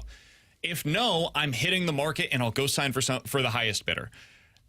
This is unfortunate if you're in Holloway or Broberg's shoes. I mean, they got paid pretty handsomely. They're in a good spot. They're fine. But they would ideally hit free agency unrestricted next offseason. They're not. They're not going to. They're hitting restricted free agency. And the only real way is the Blues have their rights for the next 2 years guaranteed at a minimum.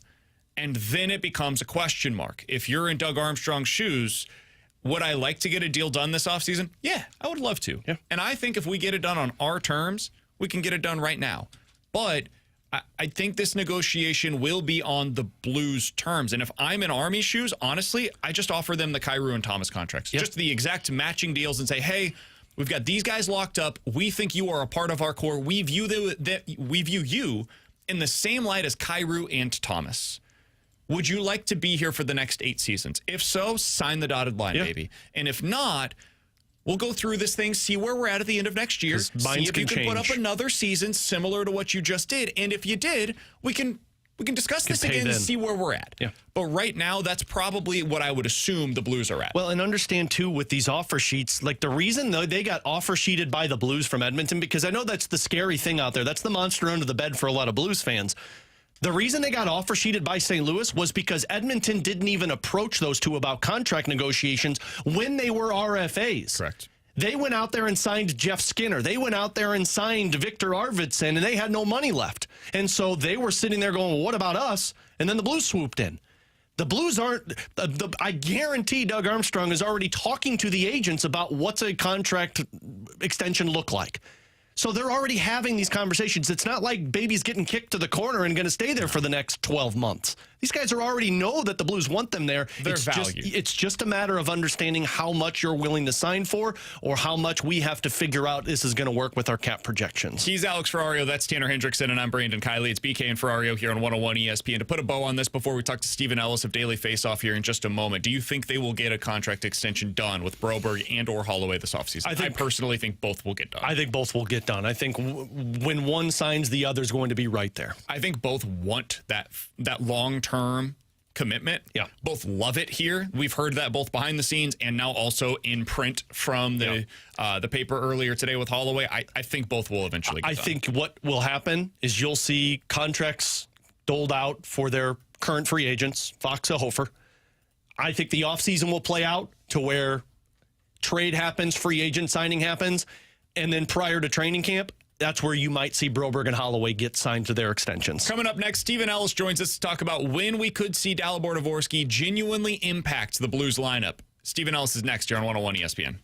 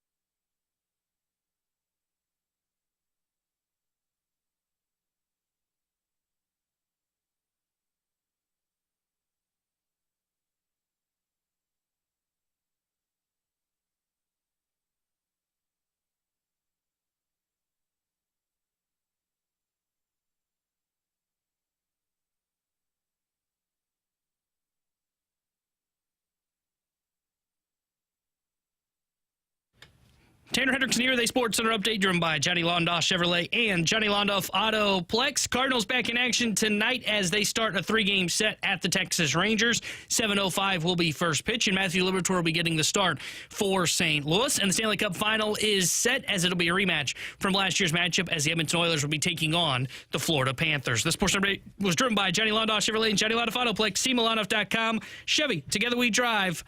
Are you kidding me?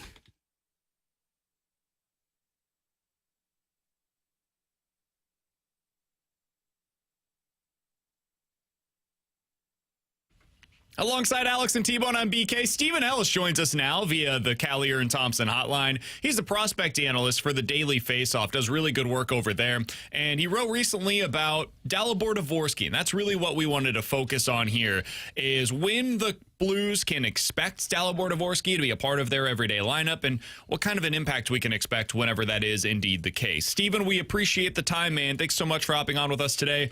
What have you made of really the last calendar year of Dalibor Dvorsky's development?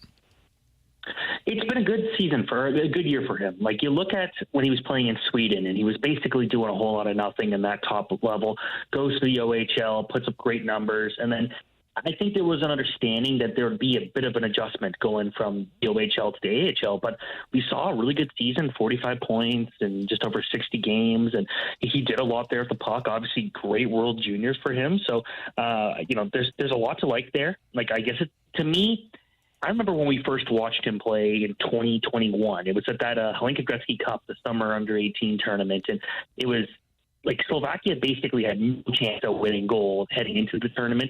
Canada wasn't there due to COVID, but everyone looked at Russia to be the team to beat. But Dvorsky took Slovakia very close to actually winning the gold, and that's where he put himself on the map. Ever since then, he's been one of the best players of his age group. He's a good goal scorer. We've seen that year after year, and we saw that at the World Juniors where he looked outstanding there too for Slovakia. So, it's been a good development time for him.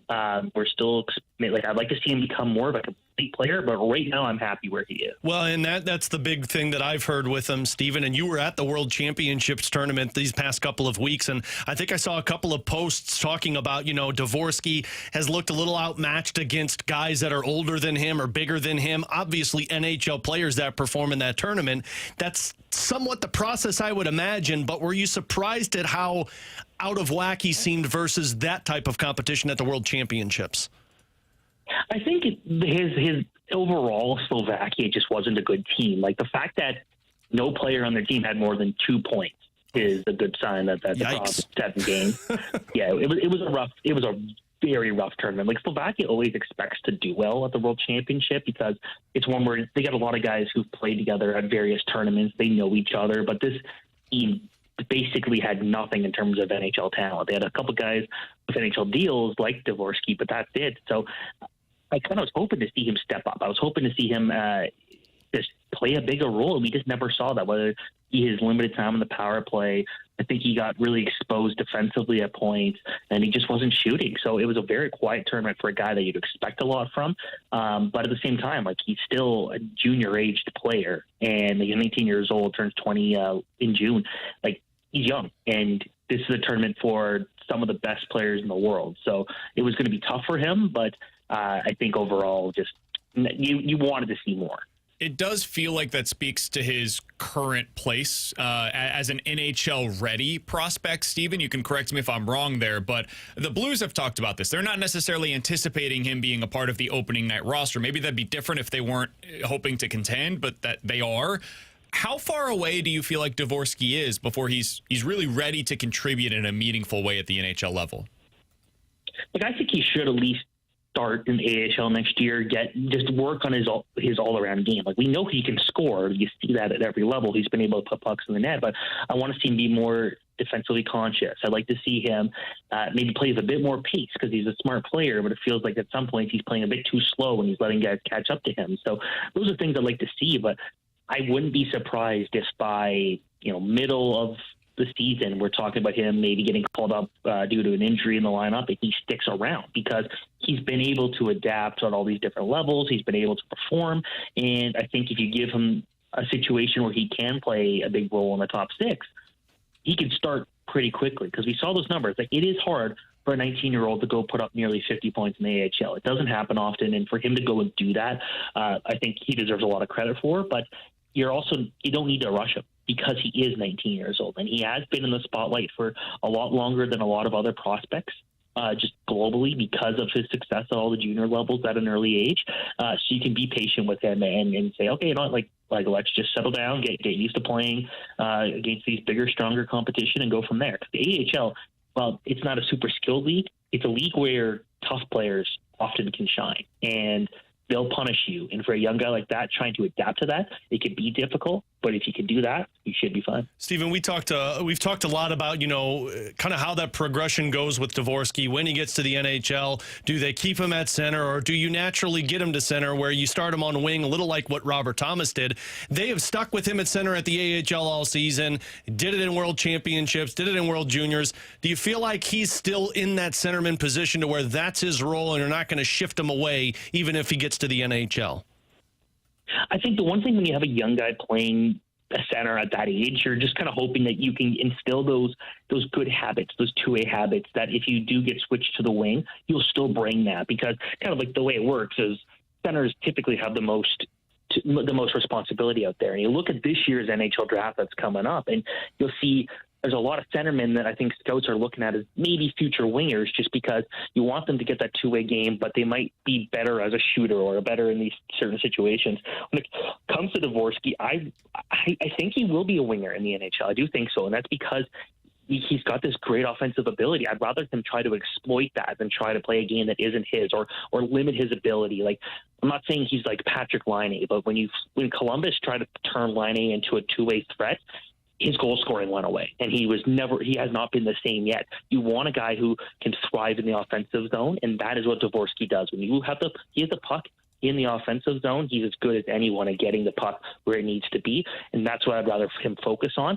But at the same time, in the AHL, I don't mind him playing the center because he does get to work on his D play that gives him another element that he can translate to the NHL. Steven, I know some prospects analysts, they can go either way on this. So if you don't feel comfortable doing so, totally understand it. But do you have like a player comparison? And I'm not saying his career will be the same as this player, but in terms of the style of play for Dalibor Dvorsky, does he remind you of anybody that you've seen either currently or formerly in the NHL?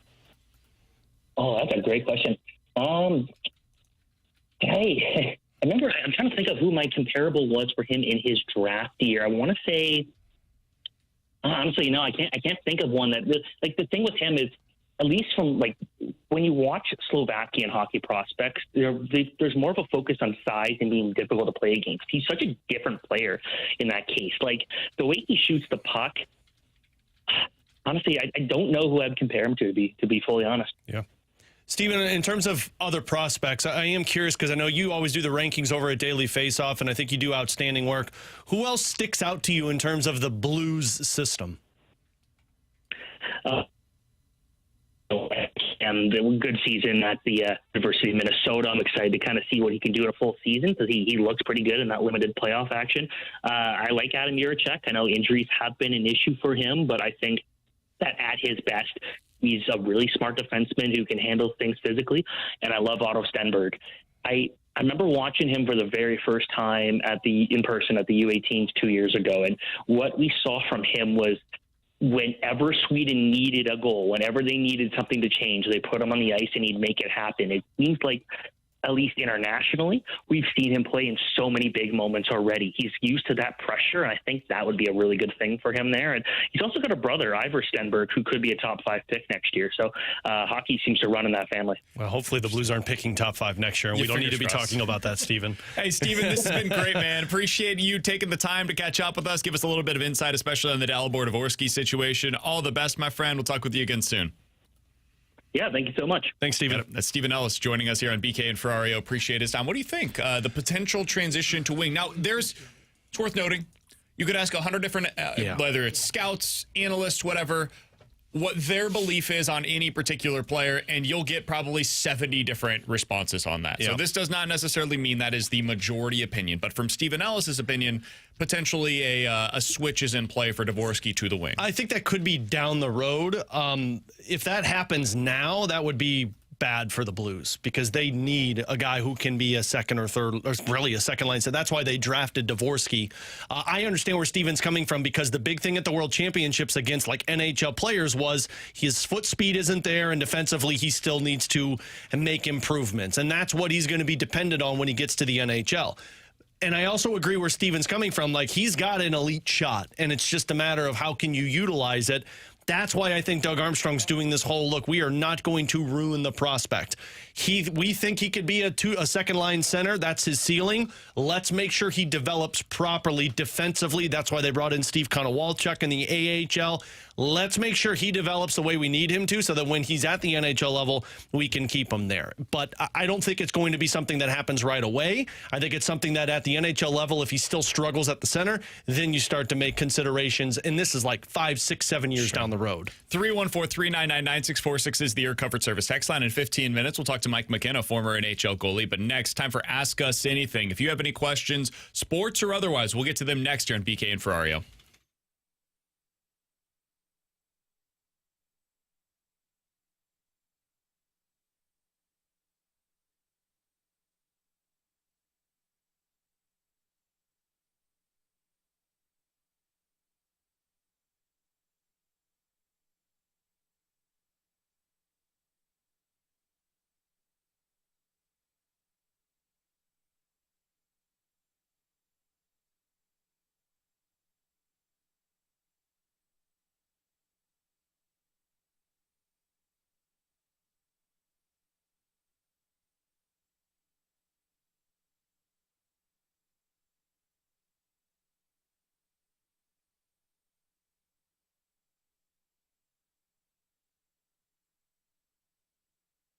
Do you have food sensitivity? If you do, it might be time to check out exactly what that is toward. The place where you can do so is with Victory Men's Health. They are offering a really cool product right now, Advanced Food Sensitivity Tests. Looks at your response to 180 different foods and helps to identify potential sources of inflammation or symptoms. You can check that out at Victory Men's Health, and that is one of a variety of different programs that you can get involved in there at Victory Men's Health, whether it's weight loss goals that you're trying to meet. If you have low testosterone symptoms, you don't have the same oomph that you once did, you don't have the same energy, you're not getting the same out of your workouts, could be due to low testosterone, they can check those levels for you at Victory Men's Health. Erectile dysfunction issues, they can also help you out with that.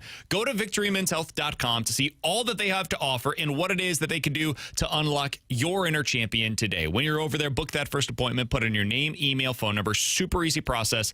Tell them BK with 101 ESPN sent you, and tell them what it would look like for you to unlock your inner champion. It's all at Victory Men's Health and online at victorymenshealth.com.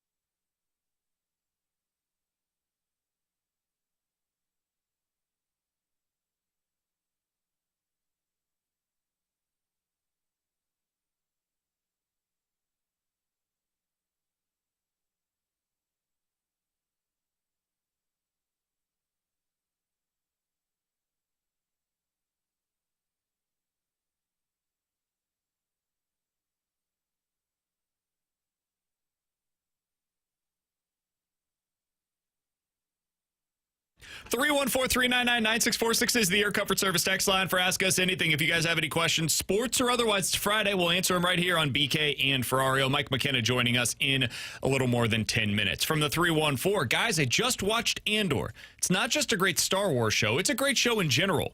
What is the most surprising show that you ended up liking that you didn't think that you would? Andor would be up there for me, actually. I didn't know what to expect, but I heard so many people have such rave reviews that aren't even Star Wars fans. I was like, all right, I'll give it a shot. And it was excellent. Season 1 was very good. Season 2 was outstanding for Andor. And then I thought maybe they could do a Season 3 after Rogue One, and I realized that, no spoilers, probably won't happen. I think that would be a little tough. Yikes. So. I looked at Kara while we were watching. I said, what do you think Season 3 is going to be like? And she's like, well, I don't think they're going to do one. I was like, oh, well, where does this pick up? Okay. And she said, oh, it picks up in the Rogue One movie. I was like, well, why not just start it wherever Rogue One ends? She said, we should probably watch Rogue One. So we did, and then found out the answer. Smart. See, I'm a weirdo. I won't watch shows that I have no interest in. Like, I won't give them a chance. I think that's fair. And so I don't, like, the shows that I've watched are stuff that I've been interested in. So, like, my wife has been trying for the longest time to get me to watch Stranger Things, and I have zero interest in it. That season 1 of Stranger Things was good, and then I just kind of lost the plot for me. I guess the one that I didn't want to give a chance to, that I kind of like, I did that husband thing where my wife's watching it, and I'm like, I don't want to watch this, and so I'm on my phone, and I keep kind of looking up, and then I'm like, start this over. It was Night Agent. Oh, yeah, that was a good one. Because I wasn't interested in it, and then I was like sitting next to her, and she started watching the first episode, and I said, restart this, please. I know this is going to sound weird. Game of Thrones was that for me. Oh, because I was late to the party. I think when I started watching it, they were wrapping the final season. But I always like looked at it and said, like, I kind of like sci-fi stuff, and it kind of falls into that with dragons. But it was like, to me, more of like a medieval thing. And I was like, I could care less for that. And then I watched it, and I was like, this is like some of the best television I've ever experienced. You know what I've enjoyed is Your Friends and Neighbors, or Your Neighbors and Friends. Is that the Steve Carell one? No, it's the one with, why am I blanking on his name right now? The St. Louisan, John Hamm. John Hamm. It's Apple TV. It's not like an excellent show. It's fun. I've enjoyed it. That, exactly. Yeah, we put it on. I watch it. I enjoy it. I look forward to the next episode. Nothing earth-shattering. Just kind of like your classic well-done TV show, and I was a little surprised by that. I didn't anticipate loving it, and I've really enjoyed it so far. From the 314, guys, what are your top 3 pizza toppings? We always go with pineapple, pepperoni, and jalapeno. Oh, already. Just trash. That's our go-to. Okay, trash. Pepperoni would be number 1. Bacon would be 2. And then I'm a softie for banana peppers. Oh, okay. Put some chopped up banana peppers on that puppy. Whoo, yeah. That's a solid call. And mix the banana peppers with some black olives. Oh, my God. I would go probably sausage 1, pepperoni 2. Green peppers is probably 3 for me. Green peppers is a really good one. My Green family peppers loves, and onions. And like I wish it'd be better. My mother-in-law does pepperoni, green peppers, and onions. Green peppers, onions, and bacon. It's a really good one. My family loves, I would prefer to switch this with sausage, but my family loves hamburger green pepper. Like, that's the number 1 pizza we always get when I'm at a family function. From Mahomes Long Body, what is your go-to summer cocktail? Around this time of the year, a Negroni is one of my favorites. That's a go-to for me. Never heard of that one. Like a gin drink. Anything you put pineapple in, I'm in. Pineapple or coconut, I'm all about. Like a rum drink? Yeah. Captain Morgan style. There you go. That's a good call. Yeah. That just screams pool to me. Sure. Pineapple, coconut. Yeah, Negroni would not necessarily be like my pool drink. Yeah. Most of the time, honestly, if I'm at a pool, I'm probably drinking a beer or a seltzer. Yeah, I'm like a summer shandy, like out on the water, something kind of lemony. It's kind of my go-to. From the 314, guys, any good plans for the weekend? Golfing Sleep till tomorrow. noon. My wife has a baby shower for my sister-in-law, and she's like, I think I'm going to take the girls. And I'm like, that's a great idea. Do it, please. And so my dad and I are going to go play 18. We're actually playing at Oak Valley, where the Dodom's at this week. It's one of our favorite courses to play at. So that's what we're doing Saturday. And then Sunday, my daughter's first dance recital. Oh, that's exciting. Very exciting. How long is that going to be? It's only like an hour, because the studio that they go to, they break them up. And so, like, group of people she doesn't have to be there for the whole thing? Well, she's got to be for hers, but her whole thing is like an hour, because they do like 4 different recitals. So, and I'm doing a daddy-daughter dance with them. So maybe we'll have video footage on Monday if my wife gets it. Oh, you don't think I'm a good dancer? What kind of dance do you think you're going to do with her? Well, I know what dance I'm doing because I went to a rehearsal for it. Oh, good. It's 90s-esque. It's got In Sync in it. So nice. That's what I did. We had like that bye-bye dance from Deadpool. Yeah, you're about to see me do that one. We did we had like a variety show. It's called Mr. Wildcat was our thing for seniors.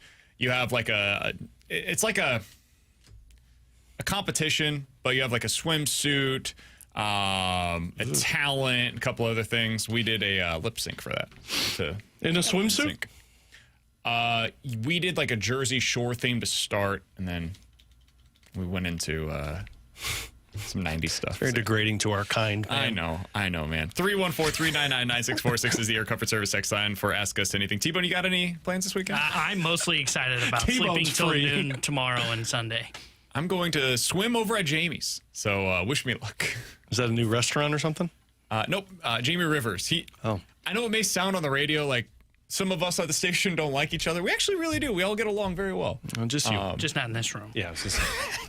But yeah, outside that's cool. TMA we like. I've invited you over for a pool party at my place multiple times, and you've never come up, so I guess I know where that goes. Appreciate that. That's not true. It is. Never once have me or Tanner been invited to your pool. Not once. I gave it to him earlier this week. I don't think it was a real invitation. It's always a real invitation. Just because you don't believe it's a real invitation. The only time I've ever been to Alex's house was when I had to bring him a video game. That checks out. And he had like COVID or something. Yeah, COVID. Yep. MLB The Show. Yeah. Ryder had it. And I was like, hey, can you bring this to me? And T-Bone. So Ferrario had me drive 30 minutes down to his house. You were still living at your grandparents at the time. I don't think I was. Yeah, you were. No, They lived like 15 minutes from me. I'm pretty sure I was not. Yeah, I have invited all of you to pool parties and zero returns. Never once happened. You're welcome to my bachelor pad anytime. He's just I'm not coming to your bachelor pads. Yeah, T-Bone, yours would be our last choice. Let's be honest here, man. I'm sorry. I'm sorry, but your pool I would do karaoke down the street from your place. Yeah, I would absolutely do that. That's true. It is the off season, so you and I should schedule that karaoke. Alex is very familiar with my neck of the woods. He used to go to school out there. Yeah, and I despise your neck of the woods. Really? I have never been a St. Charles guy, man. Really? It's a great part of town. I loved it at Lindenwood. It's God's country out there. I loved it at Lindenwood, and I think the reason... No, it's not God's country. Branson, Missouri is God's country. No, you know that, Jeffco, sir. Let's be honest. That's also God's country. I think the reason that St. Charles isn't for me is because I had to drive it every single day for 4 years from Arnold. Well, that's not St. Charles' fault. No, it's not. But like, that's when you what do you something, remember. you despise it. And so that drive, I'm like, God, please no. I like St. Charles. I think great food and drinks up there, though. I'll probably be at Good News tonight. We typically go there on Friday nights. What's Good News? Brewery. Oh. We grab a family 1 to 2 beers. Family heads up there, and got good actually, pizza? yeah, a ton of families go out there. Not kidding, on the patio. Good pizza. Somebody said something tells me Alex and Jamie have different pool parties. I can promise you, we have different pool parties. There are no Speedos at my house. Luca learned how to play hockey last week when we went over there. Oh, you've been over there multiple times. To be fair, somebody asked why did BK get the invite. I was supposed to be watching Luca on my own this weekend. Kara was going to go out of town, and then her friend had BK needed help. Yeah, best friends, am I right? Appendix taken out, and Jamie was going to help me out, watch Luca with me for a little while. So yeah, good guy. That I've Jamie got Rivers. 3 kids, and I'm by myself 4 days a week. Nobody's ever offered to come help me out with my kids. That's because I'm kind of kid on my own, man. Jeez. Yeah, well, you put 1 with 3. That's 4. Both of us can do double duty. Tomorrow we'll probably go to Sucrose. That's a bakery down the street from us. We like going down there. And then going to Jamie's. Good weekend over here. And if anybody wants to offer up the opportunity to come help out Alex, who's by himself Monday through Friday when his wife works with 3 kids, I am available for some companionship. He's Alex. That's T-Bone on BK. It's BK and Ferrario here on 101 ESPN. We are prepping for next week. It's our first true week at daycare. Luca's first week going to a daycare. He's gone to Kara's cousin for the first almost 2 years of his life. Next week, we officially start daycare. 5 days a week. First time we've done that. Well, I asked the question, what are you prepping? 1 is finances, obviously. You're prepping that for daycare. That's correct. Are you prepping to cry? I think I'll be all right. It will be tough because you just never know how they'll react to a new situation, new people all around. He does pretty well for the most part in that regard, but I teared up at the you? first time we dropped both of our girls off. And next year, our oldest is going to pre-K at the school she's going to be going to, so I guarantee I'll be crying in that one. Yeah, This one, we don't know. Kara said she can't do the first week, so I'll be on drop-off duty for the first week. Well, I cried because my wife cried. It's like, all right, come on, seriously? Keep it together. Coming up next, Mike McKenna here on BK and Ferrario.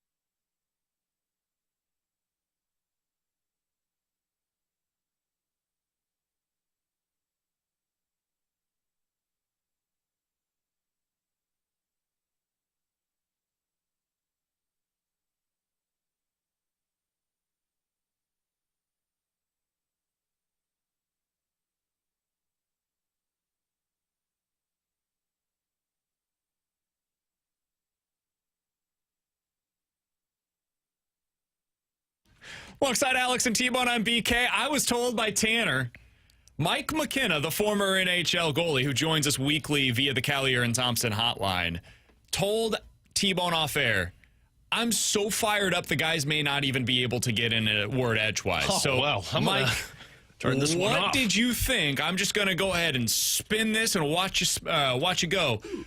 What did you think of the decision last night by Pete DeBoer to pull his all-star caliber goalie after the first two shots of the game in an elimination opportunity? By the way, appreciate the time as always. Hey, it's great to see you out here at Macadoodles. We got a big event later today with forehands coming in from 4 to 8. It's also time for the Dallas Stars to fire Pete DeBoer tomorrow, today, yesterday. Wow. To stand up at the podium after the Dallas Stars failed to score when it mattered most for an entire series, and to do it 3 years in a row under Pete DeBoer, to do it with the Vegas Golden Knights for 2 years in a row under Pete DeBoer, to do it with the San Jose Sharks under Pete DeBoer, and for every single time for Pete DeBoer to turn around and blame his goalie publicly. Martin Jones got it in San Jose. Then you go to Vegas. Take your pick. Robin Leonard, Marc-Andre Fleury. Doesn't matter. Play roulette with the goalies. Now we're going to go to Dallas, where you've got Jake Ottinger, who carried the mail all season for that team. All-star. Team USA goalie. Was he the greatest in the series? It didn't even matter because they didn't score. And for Pete DeBoer to stand up at the podium, sit at the podium, and say, well, there was a trend here, basically, is what he was saying. He was saying that Jake Ottinger, 6 out of 7 games, couldn't get it done against the Edmonton Oilers. So after the first 2 shots, we've talked about playing from behind, blah, blah, blah. Pete DeBoer, you can't look at your goalie when Corey Perry is wide open in front of the net, a foot in front of the crease, deflects it on and off the blade past your all-star caliber goaltender. And then you allow, on a terrible line change, Matthias Janmark to come in and go 5-0 on a clean breakaway from the red line. 2 goals right off the bat. His decision then is, I'm going to pull the goalie, shake up my team, because I'm an old-school hockey guy, and that's going to shake up the team. What happened 2 minutes later with Casey DeSmith in net, the backup goaltender for the Dallas Stars? Edmonton scored again. They didn't shake anything up. It didn't change anything. What it did was put the goalie on the bench and Jake Ottinger, who gave the Dallas Stars the best chance to win that hockey game, to come back in the series, to not lose it to the Edmonton Oilers, who, by the way, are playing unbelievable hockey. They're playing fast hockey, and they've also figured out how to beat Pete DeBoer like every other team in the league in the playoffs. If you pack the middle against Pete DeBoer's teams, when the puck goes from low to high in the offensive zone, you pack the middle, you block shots, your team doesn't get any shots on goal. That happened in the second period. That happened in the third period for Dallas. They couldn't get shots. It happened in every game of the series for that team. Pete DeBoer's teams also live on the rush. Well, Edmonton prevented that. They were good in the neutral zone. They didn't allow Dallas to go. Who gets the blame? Jake Ottinger. Unbelievable. If Pete DeBoer had any guts, and I want to preface this too. Let me. I know I'm talking to myself and I'm talking to the public here in St. Louis, but this is a defending of the goalie union, okay? That's all this is. I'm not worried about jobs in media. I'm not worried about a future career for me or anything. This is defending the goalie union. Hell yeah. And what happened here is Pete coached the Vegas Golden Knights when I worked for that team and did broadcasting out there. Pete was nothing but gracious to myself. He's good to work with. He was kind. He gave time. Okay, this is a professional criticism. This is not on a personal level whatsoever, but this is an honest professional criticism that you cannot throw your franchise goaltender under the bus. You can't. There's this false sense out there that you can just win a cup with any goalie, and you can't. When Vegas won with Adin Hill, they were unbelievably good. When Colorado won with Darcy Kemper, they were unbelievably good. Now go back and name any other series that you didn't have incredible goaltending to win you a Stanley Cup. Jordan Binnington, Andrei Vasilevsky, go on down the list. These guys winning cups. Tim Thomas years ago. Like, you're playing at an incredible level. Jake Ottinger's capable of that. There's no way you can tell me Casey DeSmith, coming off the bench, having hardly played at all, having been a career, basically a slight upgrade from myself, is going to be better than Jake Ottinger and win you that game. And if DeBoer had any guts, he would have stood up there and said, this team was not ready to play. My team was not ready to play. That's on me. It's not on the goalie. I pulled Jake because I felt like we had to get something going with our team. It's not on him. It's not his fault. He doubled down, went further, blamed it even further on him by saying that there was a pattern in 6 and 7 games, couldn't get it done. He doesn't take any blame. He looks for everybody else rather than looking in the mirror and realizing that Pete DeBoer has lost 6 Stanley Cup conference finals with 4 different goaltenders because his team couldn't score. Guys, I feel better now, and I thank you for giving me the time and the patience to say that on air. And that's as brutally honest as I can possibly say it. There's no way around it. It was the dumbest pulling you could have ever done. It sends the wrong message. The whole locker room's lost. Pete doesn't trust his goalie. He didn't trust him in the first place. He never trusts goaltenders. He's a goalie hater. He always has been. And here we are. It happened again. It happened in Vegas. It's happened here. There's memes with a big old sword through Ottinger's back floating around the internet. A coach can't recover from that because that Dallas Stars locker room led by Janie Benn and the rest, they look in the mirror and go, man, our coach really just tossed our franchise goalie under the bus. They're not going to play for that guy. It's done. It's over.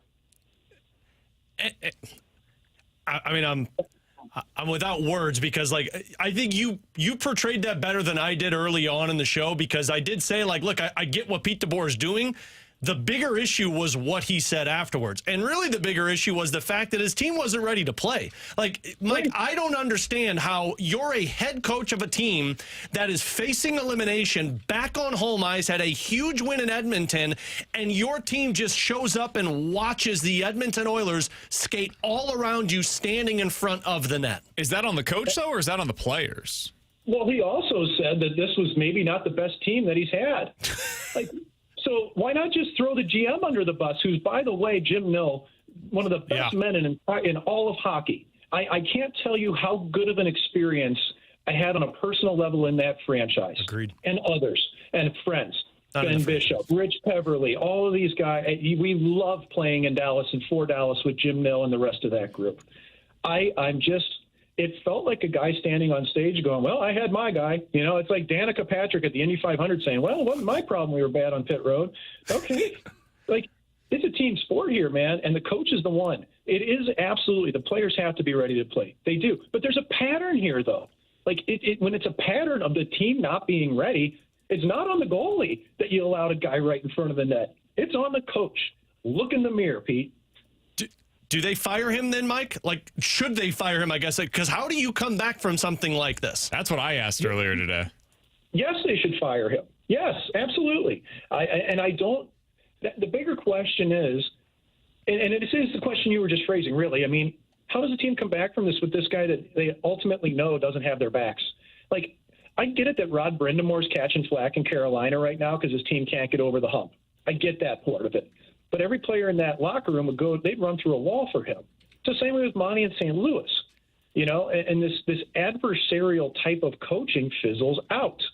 Because I guarantee they don't want the teams for Pete DeBoer get sick of it and don't want to keep playing for him. Like, that just perception's reality, and that's the exterior perception, is that these teams get to the Stanley Cup Conference Finals, and they quit on the guy, and it looks like he's not ready, and the team's not ready, and that's that.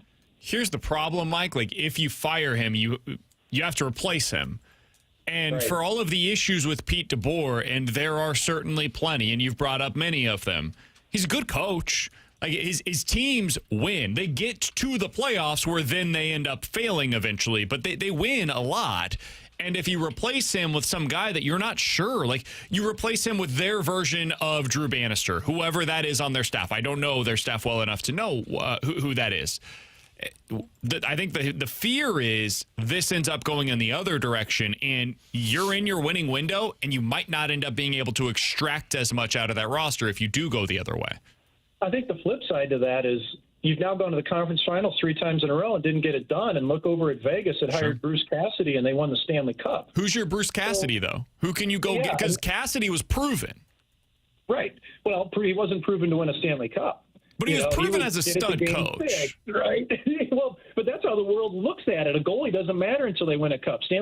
Stuart Skinner went to the Cup Finals last year, and everybody thought he was a dog, and he's played unbelievable in the last round, you know? So this is where you got to rely on your staff to find the people out there that can do it. Jim Montgomery was a perfect guy. I know Jim Montgomery his chance in Dallas would have been forever, right? Like, it didn't work there, and he reinvented himself, and now he's in St. Louis, and it's great. He had to go to Boston first. There are coaches out there. I look at another coach, though, like a Spencer Carberry and Hirsch, that is in Washington. I know they lost in the playoffs, but look at the job that happened in the regular season and how a young coach like that in 2 years could turn it all around. In my eyes, Jim Nill has pick of the litter, and that's why he can be choosy about who he would go get. You don't want another retread. Go young. Get a star from the American League for a coach, okay? Get somebody that's hungry for this. David Carl in Denver would have been the perfect guy. He's staying put. And, he just signed a big deal. I'd go get an assistant off of assistant coach off of a team that's had success. Like Jeff Halpern's been out there, who's the assistant on Tampa's team. Mitch Korn, who was an assistant on Washington's team. Like, I'd go get an assistant that's been working with an incredible head coach and just say, look, here's your opportunity, because the Dallas Stars have a core of players in place that can win. It's just a matter of getting somebody who can instill a little bit more confidence in them. Yeah, and a better blue line, too. I'll put that out there as well. I think they took a downgrade on the defense this year, and I love Cody Ceci. He's a good friend. He's a 5'6" D. He shouldn't be eating up top-line minutes in the NHL. He should be playing his part as a 5'6" and a bit of power play time. So he was overused and exposed in the series. The same thing happened 2 years ago with Ryan Suter, ironically. I mean, he was a weak link for them. So they can't be afraid here, guys. And if you're going to status quo it with the same guy that just threw your goalie under the bus, to sign for the next 8 years at 8.25, I just don't think that's a winning combo. I wonder if Rick Tocchet regrets taking that job as quickly as he did. Maybe in Philly? I wonder if he could have been a candidate for a job like this. Probably, but if you're it's a better situation than Philly. It is, but if you're him, Philly's home. It's where you played. And now you get to go there, and you got at least a young group of players. I wonder if Mike Sullivan's regretting signing with the Rangers. Sure. Go to Dallas, where you got a chance to win a cup, rather than the Rangers, who might be a disaster. Yeah, what I just don't want to see is Peter Laviolette surface in Dallas. God, please no. Bruce Boudreau. John Tortorella. God, please don't bring John Tortorella back. And nothing against all those guys. It's just time for new blood. End of story, man. I think that's what the case is. So I rest my case. Thank you. God bless you, Mike. I think your case was a winning one. Hey, Mike, appreciate the time as always. I know you said you guys have a cool event going on at Macadoodles this evening. What can people look forward to? This is incredible. From 4 to 8, it's a Four Hands Brewery takeover. Think about what they do down in the district in Chesterfield, what they do downtown at their space, what they've done in Kirkwood with Peacemaker sitting in the downtown area. We have that same vibe happening today at Macadoodles Dardine Prairie at the corner of Brian Feisey Road, just north of the Page Extension. We're going to be sampling everything, not just their beer. We're going to be sampling their spirits, Withered Oak Spirits. You get to taste their wheated bourbon. You're going to get to taste their Amberana bourbon, the gin, the Origin gin that Four Hands is making, their canned cocktails. All of these tastings, we have giveaways. We got Mr. Citywide's going to be here. Like, he's buddies with Mr. Worldwide, dude, like with Pitbull. Mr. Citywide's going to be here. Mr. 305. Yeah, 4 to Mr. 314. Yeah, Mr. 314. And we're going to have a truck out there doing draft beers for $5. Sugar Fire's going to be out there slinging bratwurst, man. I'm telling you, this is a Friday night you want to be at 75 degrees at Macadoodles. Come see us north of the Page Extension. Someone also told us, Mike, on the text line that we should send this audio to Pete DeBoer, and DeBoer can get hooked up at Macadoodles for his evident firing when it happens. There you go. Well, as I said, he was nothing but gracious to me, but this was not a good look. Okay, and I just, when the goalie union comes into question and the gloves are off, sometimes you just got to do it. And some people have said these things publicly. I get it, but man, I'm passionate about this, and I think Jake Ottinger rules, dude. Him and Joseph Woll, those two guys are my horses for the USA, and I hate seeing this happen like that. It was wrong. Mike, appreciate the time, man. Enjoy yourself tonight. Have yourself a great weekend. Should be some nice weather out there. We'll talk with you again next week. Awesome. I'll see everybody at Macadoodles. Thanks, everybody. Mike. That's Mike McKenna joining us as he does each and every week here on BK and Ferrario. Appreciate his time, as always. I loved it. That was awesome. By the way, Bach Hogg brought it up on our YouTube chat, and I didn't even think of this. I mentioned the assistants for Dallas. Steve Ott would be perfect for that team. I didn't want to say it. I didn't either, because you don't want to see him go. But at some point, Steve Ott's going to get a job. But Steve Ott, a hero in Dallas, like, that's a dude. Like, I do agree with Mike, and that was my point at the beginning, and I didn't make it clear enough. The bigger issue is Pete DeBoer himself. Like, Mike's right. Taking a shot at your goaltender in the postgame press conference when you should have just said, our team wasn't ready, this wasn't on Jake Ottinger. That's the bigger problem. And if I am Jim Nill, I said I agree with Jim Nill. I haven't worked in the organization. I've just had Jim Nill on multiple pregame shows, and the dude is one of the nicest, gracious human beings you could ask for. That guy can't allow that coach to ruin a team that he has built up so successfully. I don't think you can have that relationship in the locker room next year. That was my real point at the beginning of our show, is like, if this guy's your coach, you can't pull that guy unless you don't want him to be the coach anymore. Yeah.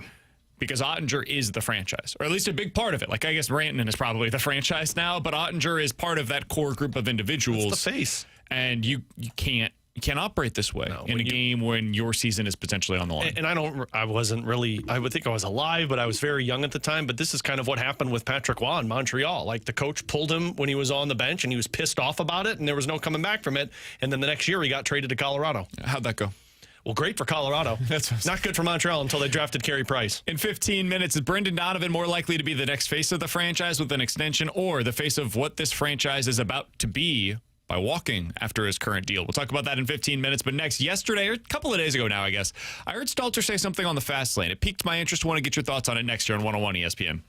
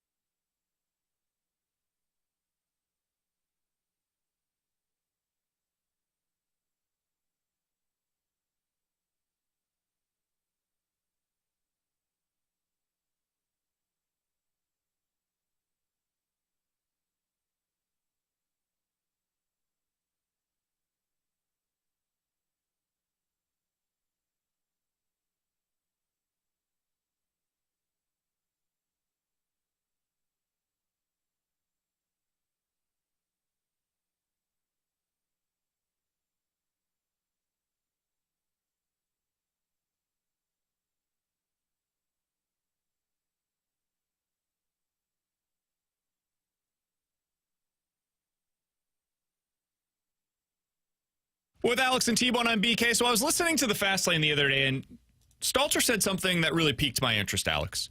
He said something to the effect of, hey, the Cardinals are just never going to be able to build a team that looks on paper to rival the Dodgers, the Mets, or the Phillies. And that's why right now, like he then asked the question, are the Cardinals a World Series contender? And the answer from everybody in the room was no, they're not. He said, and how does that change? Like the only way that changes is if there is a fundamental alteration to the sport, the way that teams are constructed, which is effectively saying like there needs to be a cap in place. I agree with Stalter on that premise. Like I do think either a cap is in place or the Cardinals, the way that they build a roster, will just never stack up on paper against the Dodgers or the Phillies and probably not the Mets either. So Alex, that brings us back to our question that we've been talking about, which is like, what is the ceiling of a team like the Cardinals, right? This team that is good, maybe not great, but has areas where you're like, man, I kind of see how this could work. When you're never going to be the same as a team like the Phillies, the Mets, or the Dodgers, will we ever view them in season as a World Series contender?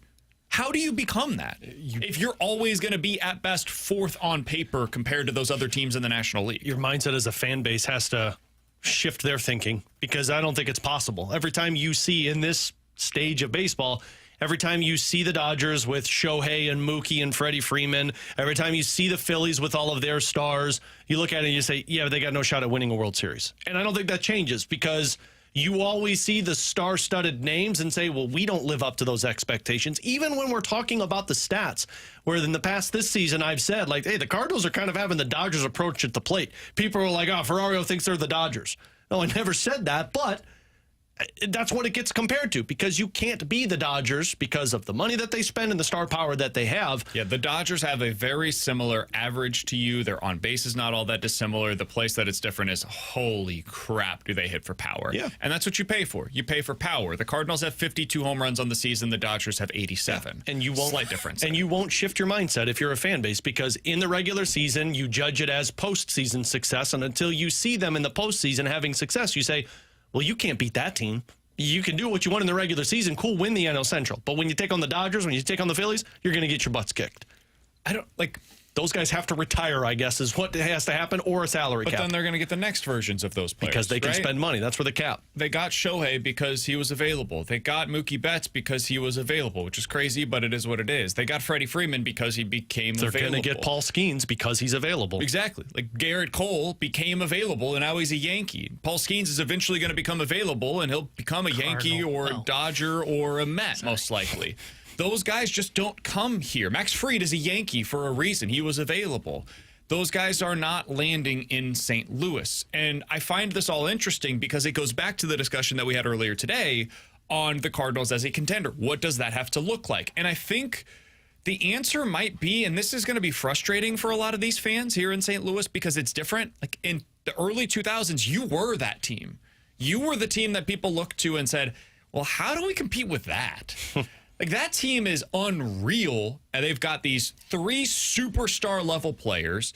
They've got a really good pitching staff, an all-time great manager. Like, how the hell are we supposed to beat that club? Now, they did more often than not in the playoffs, but the Cardinals always were a behemoth to take down. And now you're not that. Now you're looking at other clubs saying they're that team. And so it almost becomes that you have to squint and kind of tilt your head and convince yourself that the Cardinals are a World Series contender. Otherwise, you'll never believe it. You'll probably never view them as a World Series contender. And so that's how I'm kind of looking at this team right now and wondering, like, is that what this is? Are we looking at a team that, no, does not stack up against the Dodgers or the Phillies or the Mets?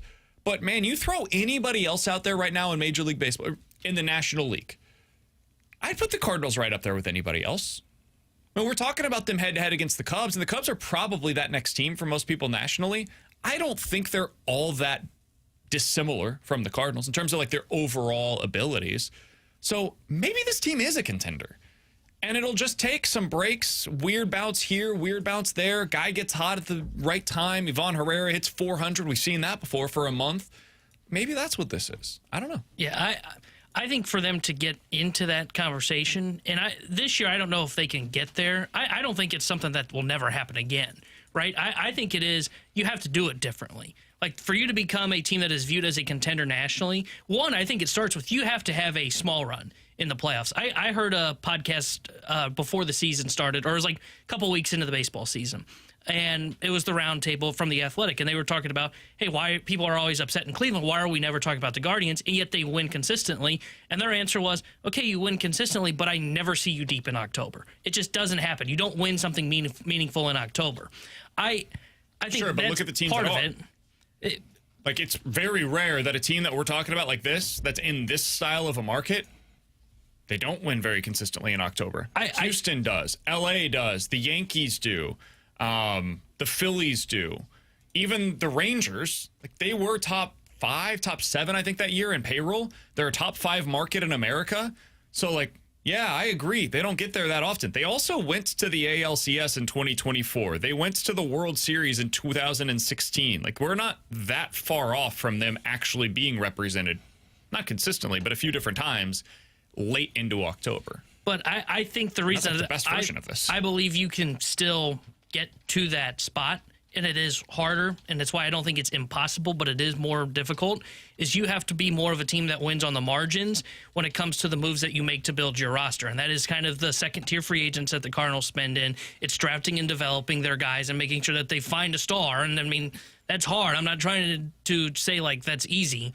But that's what you have to do. You know, the Dodgers, these top teams, the Mets, the Yankees, they can get away without winning on the margins because they can go out and just outspend their problems. What's the example of the team that you're talking about other than the Rays? Well, I think 2 years ago it was Baltimore, right?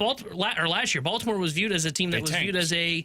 Exactly, but they were a team that would win on the margins as well. I mean, whether you want to call it tanking or not, drafting and developing, I mean, that's their thing. I want to call it tanking because that's what it was. They were horrible for 5 years, got Baltimore a bunch of really high-level picks. The Astros were horrible for 5 years, got a bunch of really high-level picks. That's how they acquired that talent.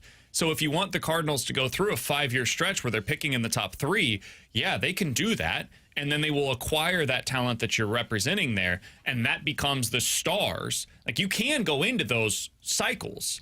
That's what we're talking about here. But I'm wondering, what is the example of being a consistent contender and getting deep into October without that high payroll in the last decade? I don't know that it exists. I mean, I think the 22 Cardinals were that.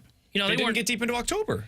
They lost a game and we're done. Yeah. Because they didn't have players that could perform in the playoffs. But we viewed them as a contender going into that, right? Even in 2021, now they were a different team. Like, they went on a hot run.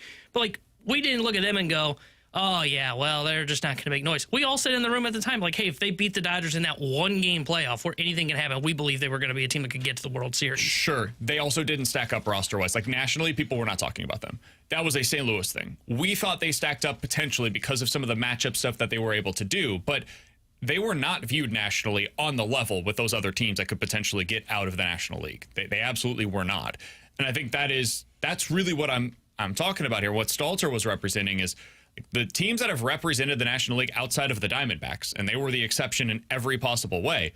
Dodgers, Phillies, Braves, who went about it with like tanking, cheating the rules, and having some of their team a part of it that way.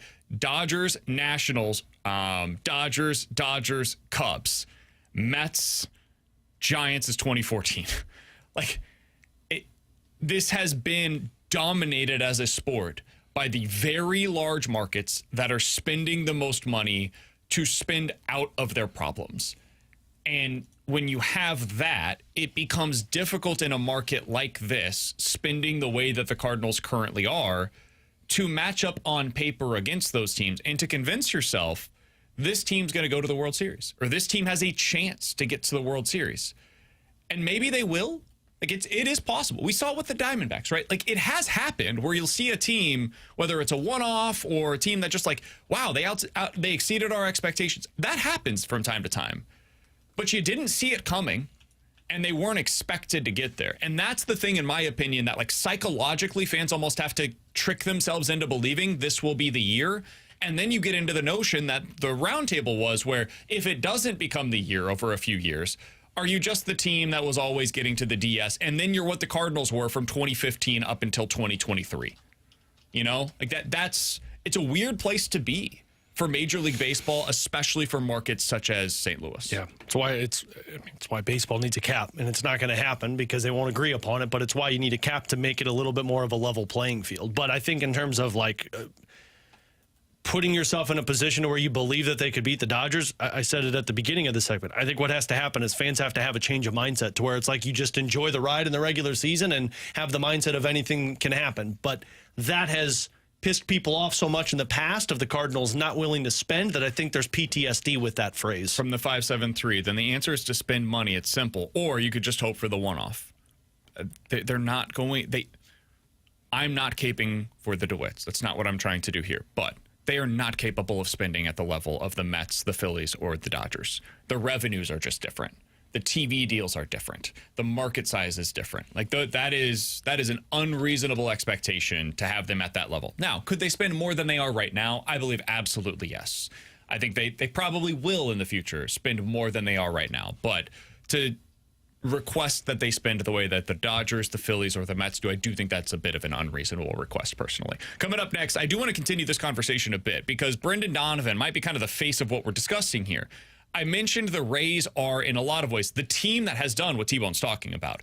They cycle through talent, and they keep their payroll really low, and they are consistently a contender. Well, really up until the last couple of years.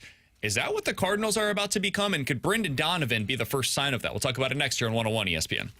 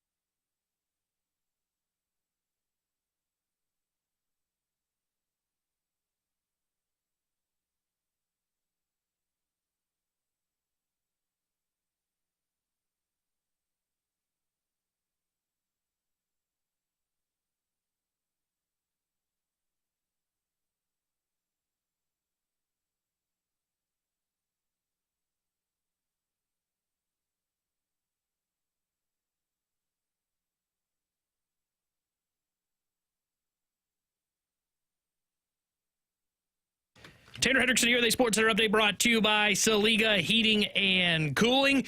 Cardinals will be back in action tonight as they start a 3-game set at the Texas Rangers. 7:05 will be first pitch. Matthew Liberatore will be on the mound for St. Louis. And the Stanley Cup final is set as the Oilers took down the Stars last night. It'll be a rematch of last year's Cup final as the Edmonton Oilers will be taking on the Florida Panthers. This Sports Center is brought to you by Saliga Heating and Cooling, a Daikin heating and air conditioning dealer.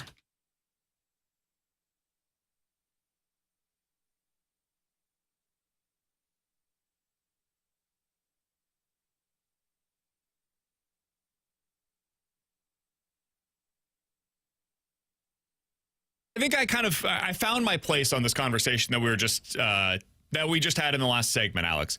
So I think the deadline is really the place where this becomes a reality for a lot of organizations. So what we're talking about is how, if you're the Cardinals, if you're a fan, if you're the organization, how do you convince yourself that we are truly a World Series contender, not just in 2025, but beyond? If you're always in contention against teams like the Phillies, the Mets, the Dodgers, where you look at their roster and you're like, how are we supposed to compete with that? You have Zach Wheeler, and then you traded in the offseason for the guy that's become one of the best starting pitchers, and Aaron Nola's having a bad year, and he's like your number 5 starter now, and it's totally fine because you have Christopher Sanchez, Zach Wheeler, Jesus Luzardo. Like, what is going on here? How do we compete with that? And I think where that really rears its ugly head is when you get to late July, and if you're in the Cardinals' position, and let's say they're still roughly where they are right now, either right there or above the Chicago Cubs in the division. A lot of people will have the discussion that the Texas Rangers had a few years ago, which was since made kind of famous from that, right? Chris Young stands in front of the room with all of his executives around him and says, are we a World Series contender? Everybody to a man in the room said, yes, we are. They decide, all right, well, here's a list of our top prospects. Do not get tied to any of them because any of them can be traded at this year's deadline because we've got to go for it. Well, if you go around the room and on a consistent basis, you have that question asked to your executives and you say, are we a legitimate World Series contender in this league, in the National League?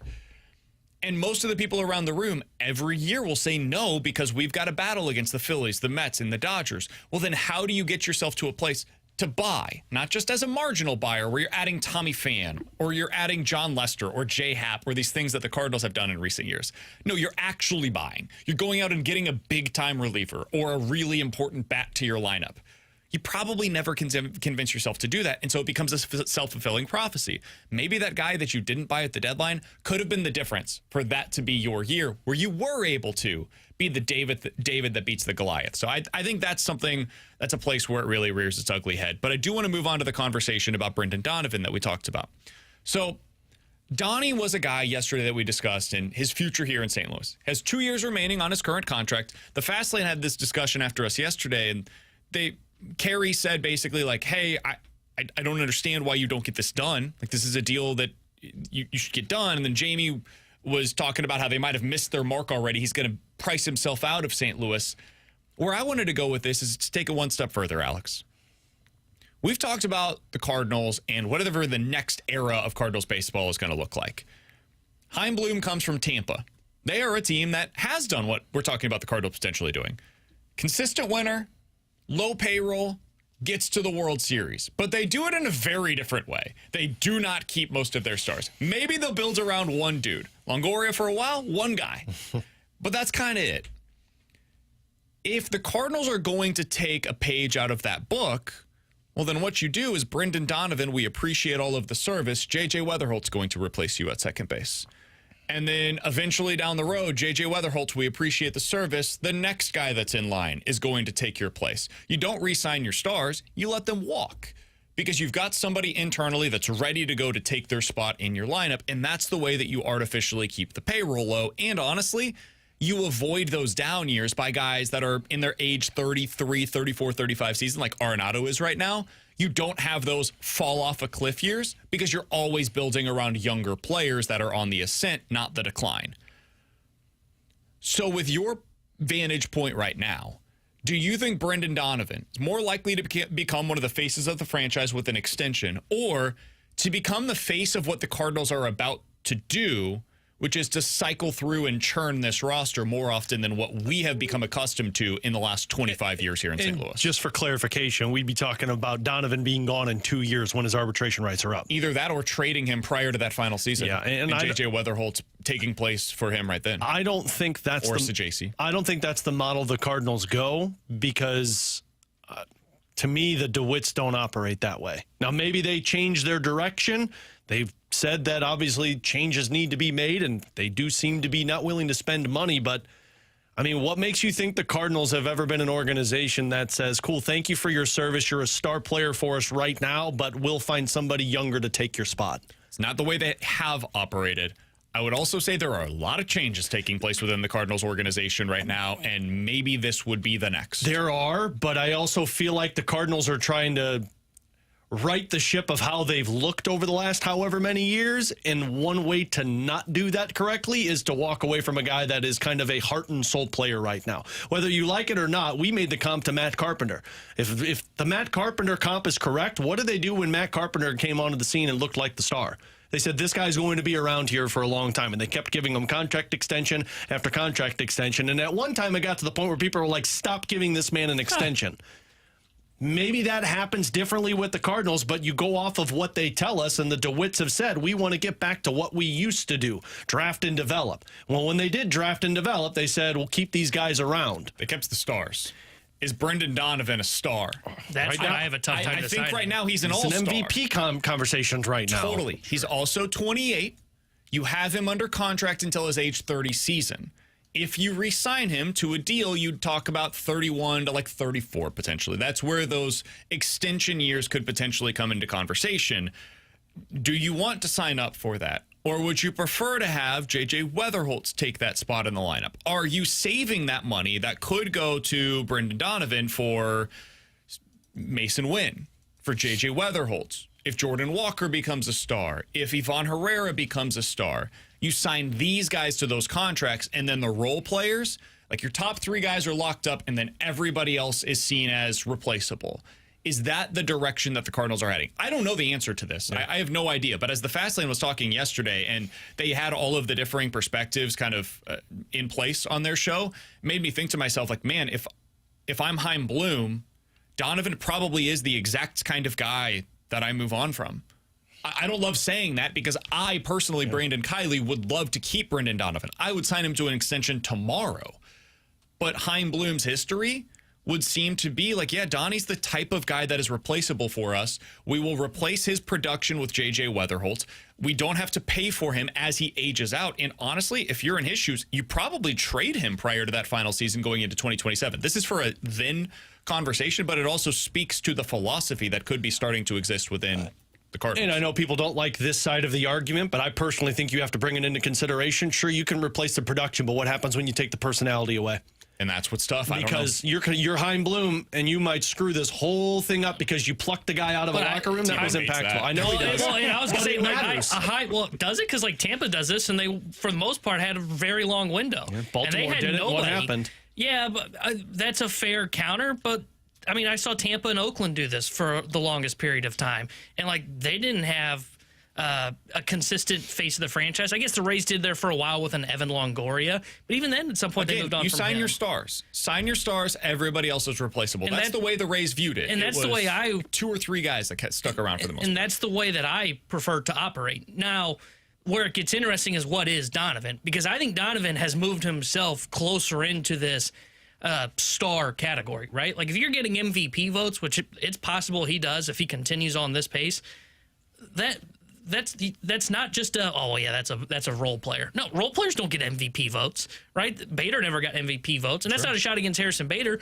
but that's what he is. He's a role player, gives you Gold Glove of defense, and hits in the bottom 4 of your lineup. Donovan right now is like showcasing that he can potentially be Matt Carpenter. So he's the one that I'm having a very tough time deciding what his future holds. But I don't mind the idea of operating on if you are in Chaim Bloom's shoes and you say, I think Brendan Donovan, odds are this is just a career year, and then he kind of reverts back to being more of a role player.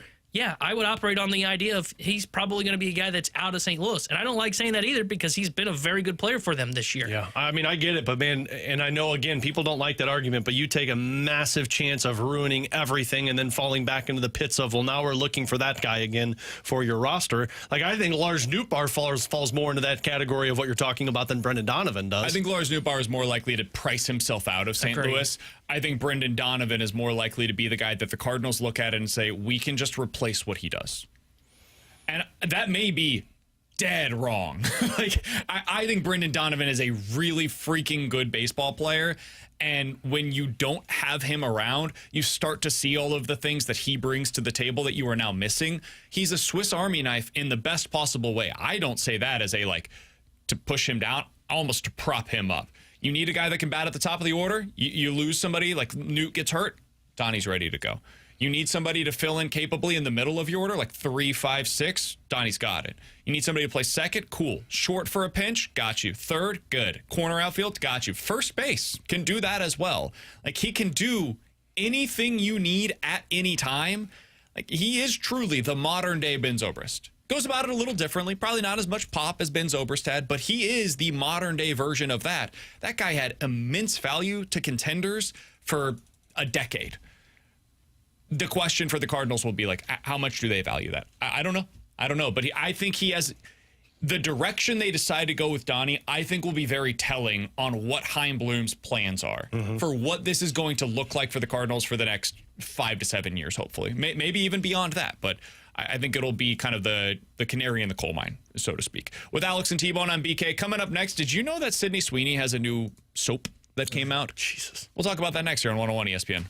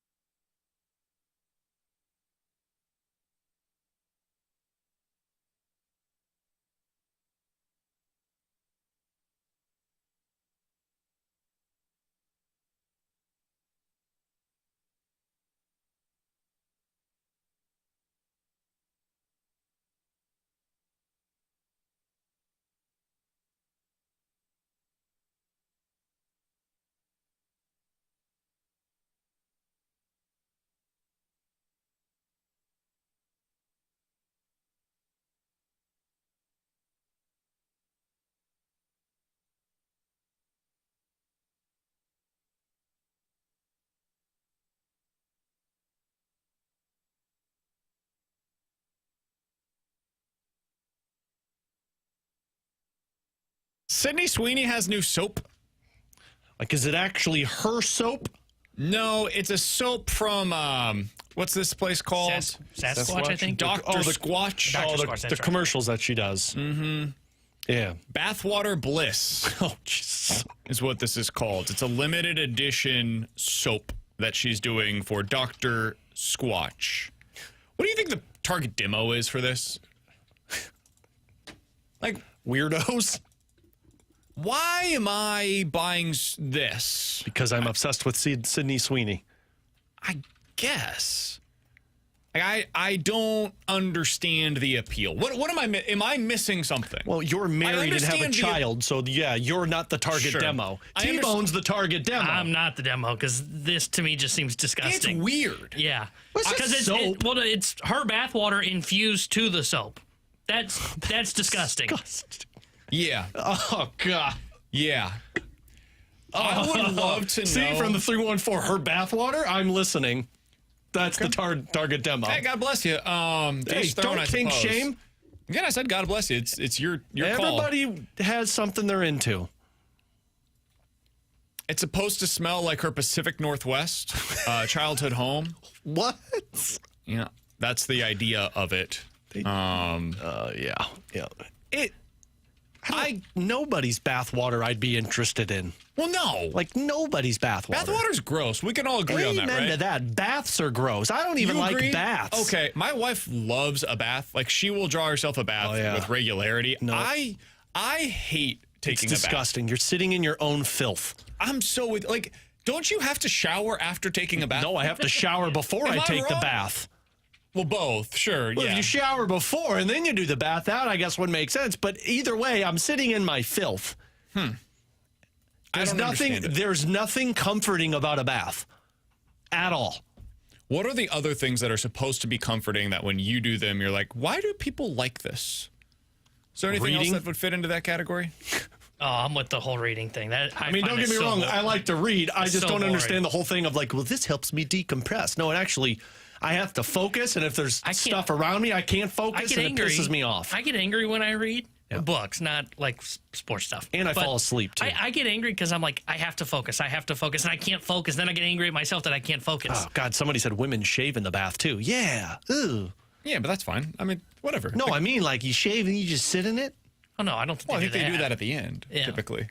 Oh, okay. I don't know how baths work, man. My wife doesn't like baths, so I haven't done. The only baths I do are about 10 seconds with my girls. I enjoy, like, I don't mind sitting out by a pool, just like hanging out, whether it be reading or listening to a podcast, whatever, just like laying out, hanging out by a pool, drinking a beer. Subtitles on movies, but that's not soothing for people. That just pisses me off. Yeah, that's whatever. That's more work, not less.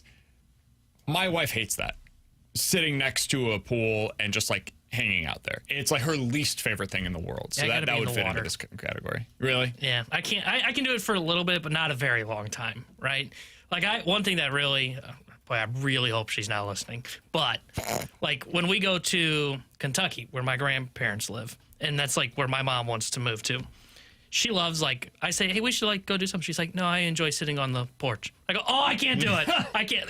No. Oh, I could go for a good porch sit. I can do it, like, early in the morning while I'm, like, reading the paper, drinking my coffee. She's like, hey, it's 2 o'clock. It's, like, 80 degrees. Let's sit on the porch. I'm like, no, let's go do something. Just, like, talking together? Yeah, I can do just that. like, let's go. I like that. Oh, I can do it in the morning. I can maybe do it late at night. Anytime. And during the day, I want to go do something. Yeah, I can do that at any time. We have, now this is... The kids are involved, so there's part of that as well. But like, we've got a couple of friends that live down the street from us, and right now, given what the weather has been like 3 days a week, we'll go into one of our backyards and just hang out. At like 3 o'clock in the well, it's weird because like 4 or 5. Yeah, we do it like at 3 o'clock. For me. Our girls wake up from their naps and they want to go play outside. So when Katie's not working, we'll go sit in our patio chairs at 3 o'clock. Hell yeah. They run around outside and we just sit and chat. I like that. I'm out on that. I don't know if people elsewhere find this soothing. I find cutting the grass soothing. Like people that's think because you have kids and it's in a release. Even before that though, man, I used to love that. Like there's just something, I don't know, there's something internally appealing about when my grass is freshly cut so that I get to mow it, I trim it, I do the leaf blowing, like all of that cleanliness is very soothing to me. My kind of version of that right now, since I don't cut grass since I'm at an apartment complex, mine would be grilling. Right? Yeah. To me, there's nothing better sitting outside, drinking a cold beer, and then you got something on the grill. Washing the dishes is another one for me. I love that at the end of the night. Oh, man, at the end of the night when, like, Katie does bedtime, I'll sit there and I'll do dishes either by hand or I'll, like, slowly load the dishwasher. I turn music on. That is I turn music on. Well, my wife doesn't like doing dishes, so it actually worked out perfect. It's the opposite for us. Yeah, but, like, I turn music on, and then I just sit there, and I'll sit there for a good hour and just wash dishes, man. I love it. Did that prior to kids too. It's not just about kids. Over at any time. No, I'm not invited because you and welcome. Jamie are tight. I'm not invited. Again, over. you are always welcome. Anytime you want to come invitation. over. Yeah. You can't come hang out at my pool, but you can come hang out in my kitchen and wash my dishes. Oh, my bad. We got a basement soon, though. Yeah? Yeah, you're more than welcome to come over, hang out. We'll have the kids downstairs. Now, my house is like 900 square feet. You know what, too? If you drill into the water pipe in his basement, it could make it a indoor water park. So we did it again around the edges earlier this week. And I was like, man, I'm having some PTSD because you have to, like, we use the nail gun to nail it in, and you're just kind of at the mercy of whether or not that thing is going to go straight into something. I was 99% sure we were totally fine. But there was that 1% in the back of your mind that's like, last time that I tried to put a nail into this, I nailed straight into the water main. I would prefer not to have that happen again. We were all in the clear, but there was definitely... It's good stuff there, though. It's good stuff there. I mean, I can't think of it. A lot of people are saying Alex is jacked up. Yeah, I am. I mean, for a million different reasons. I got a lot of things that are jacked up, but some things just are soothing to me. Also got this from the 816. I now hate Alex even more because we are one and the same. Coming up next, Alex has his new Ross Colton. He finally found him. We'll tell you who that is next here on 101 ESPN.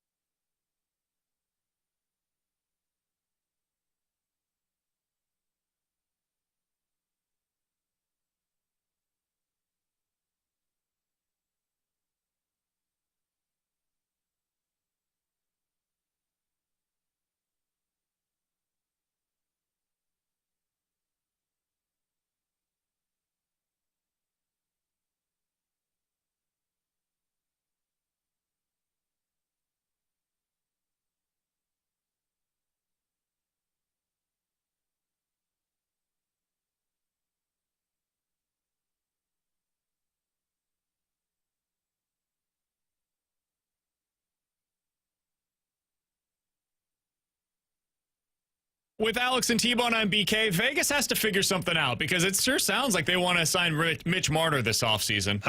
Well, they have about $9.5 million in cap space. They have 4 players that are hitting unrestricted free agency. They have another 4 that are RFAs, including your boy, Nicholas Hague, who is a restricted free agent this offseason as well. Somebody thought I was going to bring him up here, did they? Death taxes in Vegas going big game hunting, by the way. We've had, I don't know, 100 different texts over the last few weeks asking something to the effect of, so who is this offseason's Ross Colton for this show? Mm-hmm. And the truth is we haven't really landed on that player yet. Mm-hmm. I feel like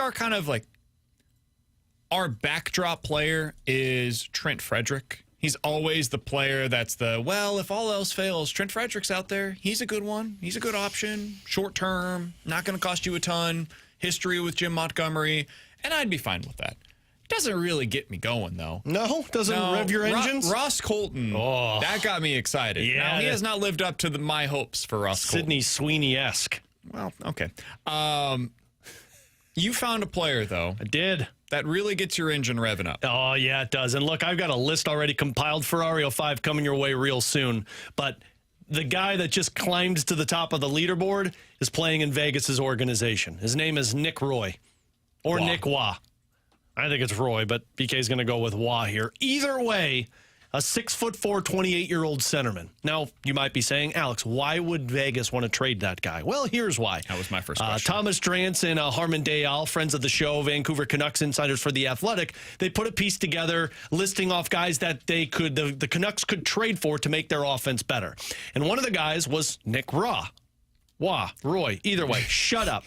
He combined. I did. Raw. With Waugh. Raw. Here we go. Raw. The reason they said Roy, I'm going with Roy here, was because they said Vegas, of course, always looks to go big game hunting. And to do that, they're going to shed as much salary as possible. They've got $9 million available to them right now. Why not shed another $3 million? Roy has $3 million this year, $3 million next year, and no trade clauses. He's a centerman that they've got a ton of centermen. They've got Eichel, they've got Hurdle, they've got Carlson, they've got Barbashev. They've got a ton of guys that already stack the middle of the lineup. So Roy was somebody who played on their third line last year, but when he went to the top line, when Jack Eichel was hurt, had 19 points in 19 games playing with Mark Stone and Ivan Barbashev. I think it makes a ton of sense for the Blues to go trade for a guy who's got $3 million, which is not a lot of money, for this year and next year, who is the prototypical third-line center for a Blues team that is 6'4", plays a north-south style, dumps the puck in, goes after it, forechecks heavy, and has offense to his game. And you're talking, if Vegas is looking to dump salary, you're talking a low-level prospect that you don't even believe could make this team, or a draft pick. I have now found our Ross Colton, ladies and gentlemen, because this guy is the perfect answer for the Blues third-line role. So here, my follow-up question, this is more to the Canucks writers than it is to you. Is $3 million really preventing Vegas from doing much of anything? Like, is that the salary they would look to move? Or would they look to move from Barbie, who's making $5? And Barbie's got a modified trade clause, or modified no trade, and it's only 8 teams, so that limits the amount of return you could get. Plus, Barbie's somebody that's a top 6 player for them. Sure. And if you're them, why does $3 million limit me? It doesn't. Well, I guess it does, because you're at $9 million now, and if you're going big game hunting, you need $10+ million. But they've got nobody else that they can trade, because their top 4 defensemen all have no trade clauses. Their forwards either have no move clauses or modified no trades, and they're not trading Hurdle. They're not trading Carlson. They're not going to trade Barbashev, because that's a top 6 winger for them. And now you're going through the list of, okay, well, what could get us return? Because Dorofeyev, who's played for them, he's 24 years old. That dude just put up almost 40 goals. Keegan Colasar is a 4th-line player. So is Brett Howden. And I could shed $3 million this year and next year. That gets me to the threshold of what I would need to go get those big game players. Yeah. I hear you. It just feels like if I'm them, what I'm doing is sign and trade with Toronto. I want to pull off a sign and trade for Mitch Marner. If that's what this is all about, and it sure feels like that's what this is all about. There have now been reports coming out that say, hey, the Vegas Golden Knights were trying to acquire Marner going into last year. But if you're Vegas, you don't need to do a sign and trade. You've already got an upper hand on if he hits free agency, if you've got the money, you don't need it. I'm doing this because I want to shed the salary. Oh, I got you. It's not about, like, I need to give up assets to acquire him. Like, I'd be looking to trade Alex Pietrangelo. I'd be looking to move, and Petro might say yes to this, where he gets to go to Toronto and play for Craig Berube. He's from Toronto, or from Ontario. And that would be the way that I remove $8.5 million from the books with a no-move clause that finally I can actually move it to somebody. There's only 2 years left on his deal. Yeah, but if you're Vegas, you're trying to win another cup, and that doesn't help you. Getting rid of a guy who's a third, fourth liner. And they've got Theodore Hannafin, McNabb, Whitecloud, and Nicholas Hague still. They're fine on the blue line, even without Alex Pietrangelo. You don't get better necessarily, but Petro's had some injury stuff as well. He's 35 years old. You get a little younger there. You give yourself the necessary cap movement. You're much more flexible now. Moving $3 million, it helps. It doesn't hurt, but it doesn't really change a whole lot about what they're going to have to do this offseason. Moving $8.5 million changes everything. It does. About what you could potentially do flexibility-wise. Then you go out and sign a third pair defenseman, and you're good to go. Yeah, I think Vegas is going to view this as, hey, let's go get one of the best players available to make us better now, and then we'll figure out the stuff later, because next year we go win another Stanley Cup. Got another idea for you on this, just to tag on to Trade yours. for Jack Eichel? No. Nick Waugh. His name's Waugh. And Nicholas Hague? And Nicholas Hague. Oh, my. Oh, talk about rev my engines. Because Hague is heading into RFA status. He is a left-handed defenseman, though, and you've got a lot of guys who are playing on their off hands for the Blues. Let's do one more. The more the merrier, as I say. Let's just have 6 left-handed defensemen. He's coming off of a $2.5 million contract. So if $3 million matters to them, well, this is another guy that would project to get more than $3 million in arbitration, or certainly more if that's the contracts that you're going to give him. So if you're the Blues, I mean, I'll go ahead and take Nicholas Hague off of your hands. I'll take Nick Waugh off of your hands. You guys can figure out whatever it is that you're planning to do, and we'll make the salary structures work for you guys. That way you can make your cap sheet work. I mean, either that, or if you want to ask him for Zach Whitecloud, who's 28 and he's a right-handed defenseman who makes 2.75. Like, either way, there's a deal to be made with Vegas. And I know I said the Islanders might be the team to target, and I still believe the Islanders could be, because... Give up your first-round pick for one of those defensemen and Nick Waugh? I don't think I would. Now we got him thinking. No, I don't think I would. I would. I wouldn't. I'm ready to trade that first-round pick for anything. No, because I think you could get something that helps you 3 years from now, which I know nobody cares about. But like I'm in the big picture thinking 19th overall pick is still something that this team's scouting department could find something good in. If you want to give up 4 years from now, second-round pick, if you want to give up next year's third-round pick and a prospect, fine by me. First round is where I would say no. But, I mean... If I get a defenseman that helps me right now, and one of those two defensemen would, I can immediately install them as my second pair I get it. defensively.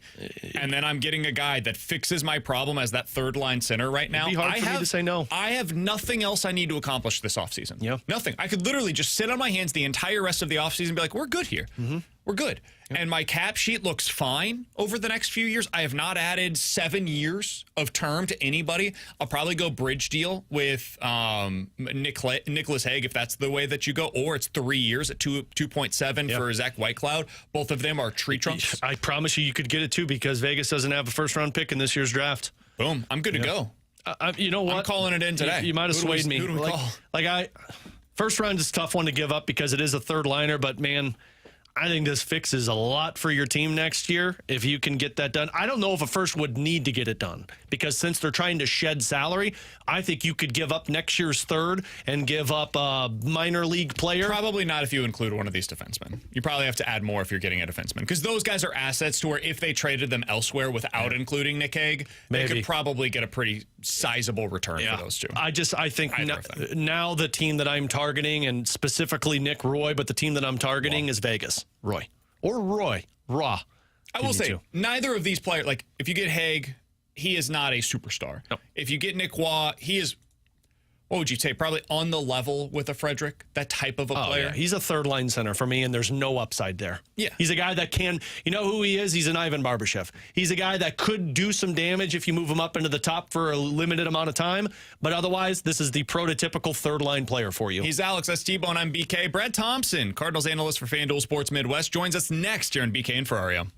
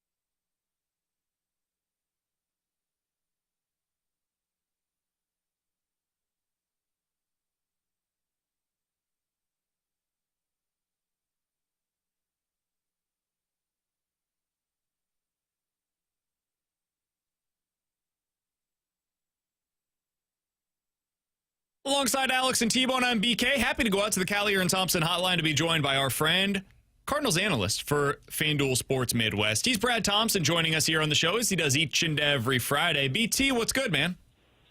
No, man, life is good right now. Cardinals are playing some winning baseball. Got a series going on in Texas, man. Everything is going great. How are you guys doing today? We're doing fantastic. Let's start with the guy that's going to be on the mounds tonight for the Cardinals and Matthew Liberatore.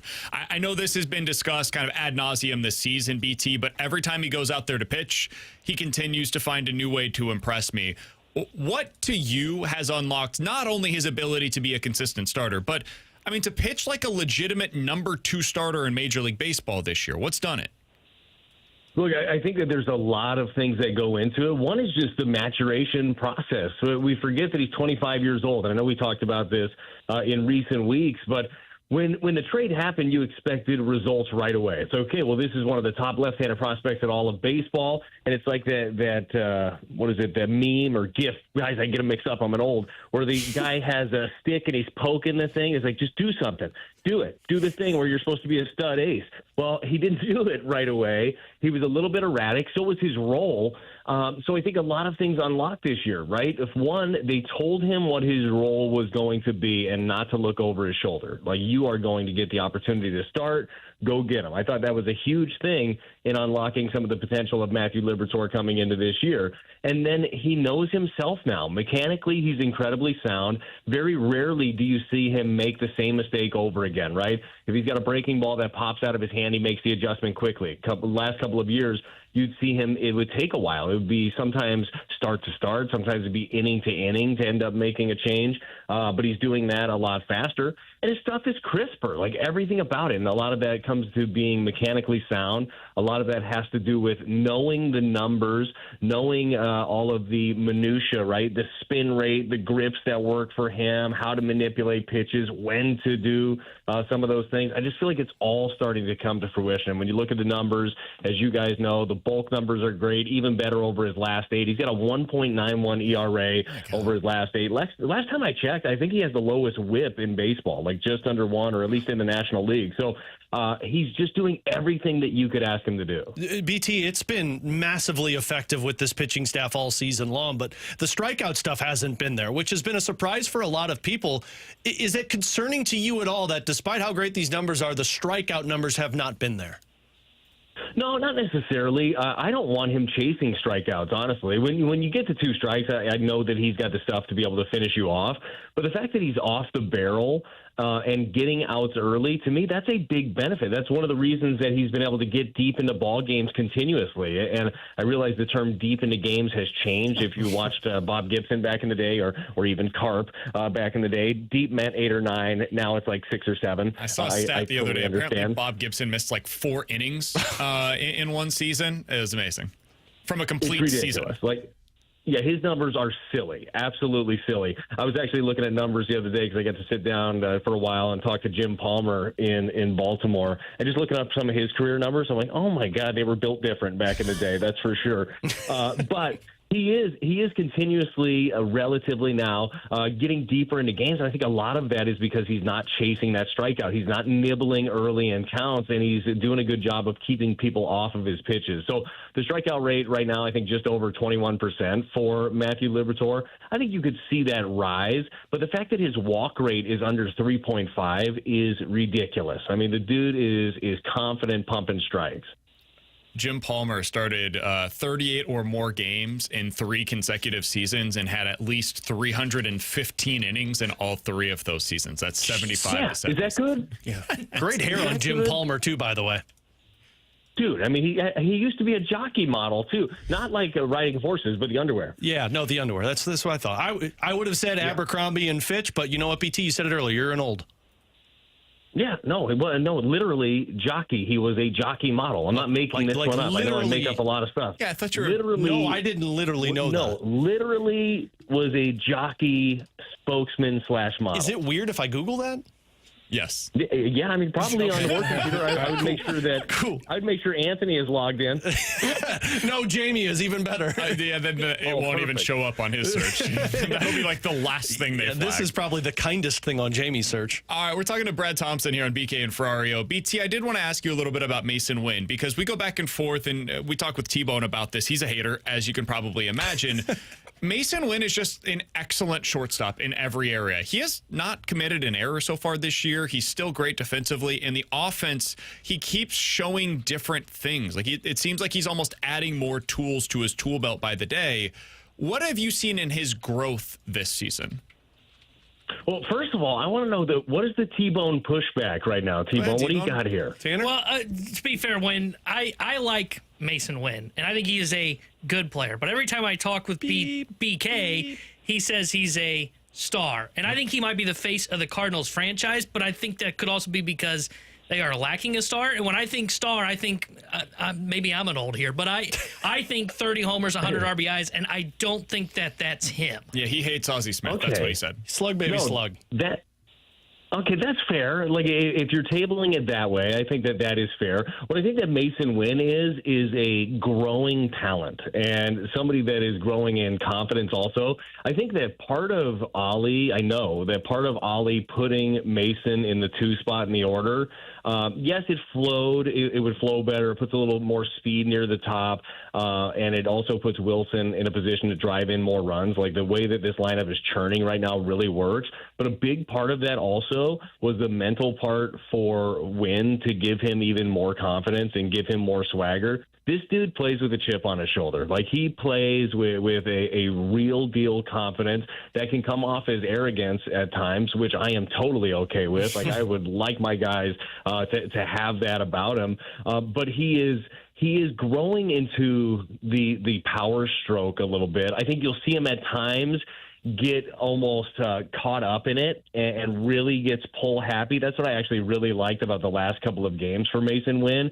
He was 6 for 10 in the last 2 games in Baltimore, a pair of doubles. He drove in 3, and he was staying on pitches even on the outer half, right?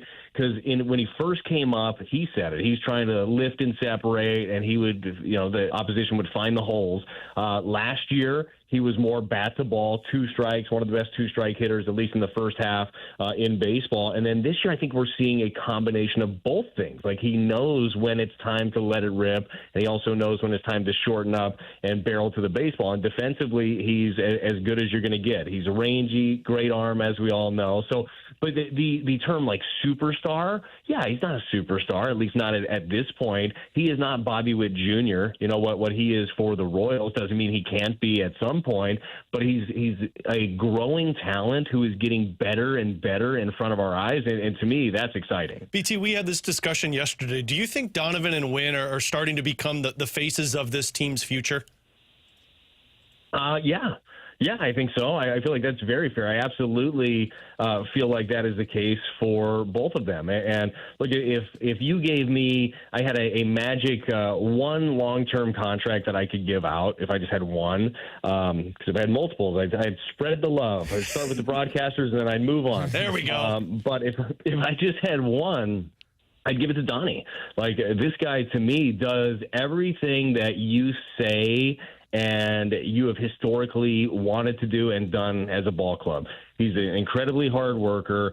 He is a great leader on and off the field. He's obviously putting up big-time numbers. He's a grinder. He's not an eye guy. Like, it's almost, and I've said this before, it's almost like boring when you watch his game because, like, there's nothing flash about it, even though when you actually are digging in, he's making flashy plays. He's driving the ball when you need to, but it's never like he's never out there beating his chest. It's all about Donnie. I love the way that he goes about it, and I do think that he is part of this future. Now, does he fit under the term superstar? Like, it just depends what that looks like. He's got one of the best averages in the league, leads the NL in hits, I believe, at this point. So, like, a lot of those things are there. But, yeah, he's a part of your – he needs to be a part of your core moving forward in an organization that has postseason aspirations, has forever, and is building towards something that he's one of the biggest building blocks, as is Mason Wynn. He reminds me so much of Ben Zobrist, BT. Like, there are just so many similarities between the two. I don't think he quite has the same pop as Zobrist did, but otherwise, man, he's the modern day version. He's the closest thing I've seen to him since then. Yeah, it's a good call. I think he's a better defender than Zobrist, too. Maybe that's not giving Ben Zobrist enough credit. And for a small time, the Davis, what was the name with the Dodgers? Why am I skipping? Is it Chris Chili? Davis? No, not Chili. Is it Chris? Not Chris. Anyways, he just got released, but he was Chris like one Taylor. utility Taylor. Taylor, dang it, jeez, long drive today, Chili Davis, though, that's a throwback. Good yeah, call. It is. Chris Taylor, kind of fit that mold for a little bit, but I think that he means more to the ball club. So, and he is also a guy that's getting better. To me, that's like one of the biggest. The record right now is awesome. I love what they're doing. They've won 18 of 23 guys. Like, everything is firing for this team, but still for a young offense specifically, one of the biggest things to keep an eye on throughout the season are these young players continuing to grow, continuing to get better, and basically to a man they are right now. And it's a credit to their work they put in. It's a credit to the coaching staff and the ability to give them this quote unquote runway that we keep using and them taking advantage of it. All right, BT, final question that I've got for you. We're talking to Brad Thompson here on 101 ESPN. Got to get our weekly Jordan Walker question in. His past 11 games, 11th for 33. That looks really good. The average is high. A couple of doubles, triple, homer, 10 RBIs. All of that looks great. And then you look under the hood and some of the strikeout numbers. 14 strikeouts, only one walk happened recently. The whiff rate is up. It's at 40%. The strikeout rate, as I mentioned, is up. But the damage that he's doing is also not just up, it's significantly up. The expected numbers are somehow even better than the actual numbers are over the last couple of weeks. You're the expert in this area. You understand the swing stuff more than we do on the show. What is going on with Jordan Walker right now? And do you think this is like we're willing to give up some of the whiff because of the damage that's being done? Is that almost a trade-off that's taking place here? Explain to us some of the changes that you're seeing in Walker.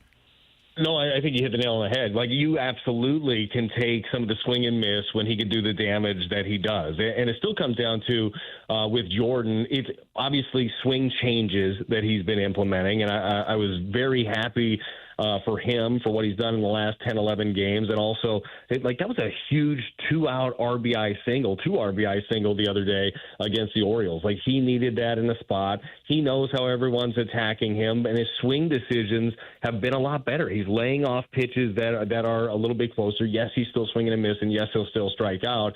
But I think that aspect of it is getting better. You can see the thought process in his swing. He swings as hard. I think it's like the second or third highest swing velocity. We track that now in baseball. Like, he comes out of his shoes. Like, you know how hard he hits the baseball. Like, you don't even blink when he hits one off the bat 114 because you're just kind of used to that from Jordan Walker. So he's still young. I mean, just one of those guys where he's going to keep progressing. You are going to have highs, you're going to have lows, but the hope is you start seeing those whiff numbers creep down a little bit. You see the damage keep doing what it's doing, and the confidence grows. I think that's one of the biggest things for any player, but specifically a young one that has the ceiling and has the hallmark that he does. Like, everybody expected Jordan Walker to come into this league and win Rookie of the Year and just never look back. Well, that hasn't quite been the trajectory. So some of these good things that are happening for him, I think they're building blocks, man, and they're going to keep building his confidence more and more. He's going to trust in himself, and I hope we still see some of these numbers. But it has been a positive couple weeks here for Jordan after a beginning of the season that looked very much like last year. Hey, BT, appreciate the time as always, man. Enjoy the Cardinals games this weekend. We'll talk with you again next Friday.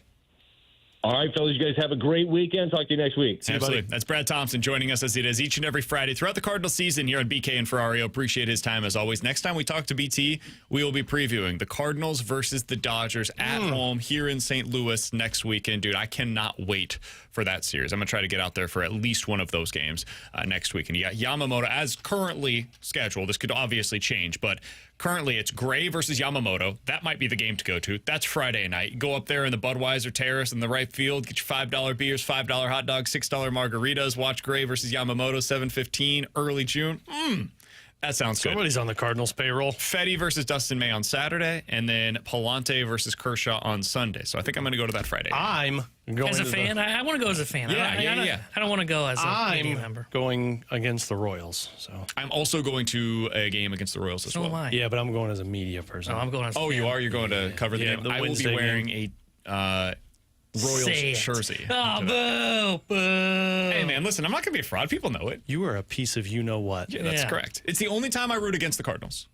I'm going to take a picture of it. Doesn't make it better. I'm going to take a picture of it and send it to Mo and Ollie, and you were getting off the Cardinals payroll. I don't hide my history. I go to Blues games and I wear Blues jerseys. Do you? I haven't been to a Blues game in like 10 years. I try not to wear. This is a stupid thing that I got from like when I was in journalism school and I was like training to be a journalist, which I guess we technically can wear the hat, but I wouldn't necessarily call us journalists here on the show. I try not to wear the team paraphernalia when I'm. Oh yeah, I hate that rule. Yeah, I think part of the reason why people it's like silly. it. I don't know that it's actually necessary, especially nowadays. But it's something that I still do. I can understand that from a journalism, like when you're covering the team, I get that. But like, I think people like us because we're fans of the team and we provide that perspective. Yeah, to hell with that. I'm wearing my Cardinals gear when I go to a game as a fan. I embrace the fact that I do pre and post for the Blues, and I actually enjoy them as a team. Do you think people care about that nowadays? I almost feel like fandom as. Not necessarily journalists, but fandom as media has become such a big thing that I think people would care about it. I think people would care about that if you're like in Katie Woo's or Jeremy Rutherford's shoes. Of course. Yeah, that's a capital J journalist, but I think what we do is a little different. Yeah, I think where we're at, people prefer us to have a little bit more because at least in this market, when there have been individuals on air that come from the outside that just come in as like a basic fan, they don't latch on well with the St. Louis fan base. You would explain that to me a little bit more? I know people that haven't had a whole lot of success in this market doing that. Oh, okay. People. We'll talk about that off air. He's Alex. That's T-Bone on BK. One's got to go next year on 101 ESPN. Okay.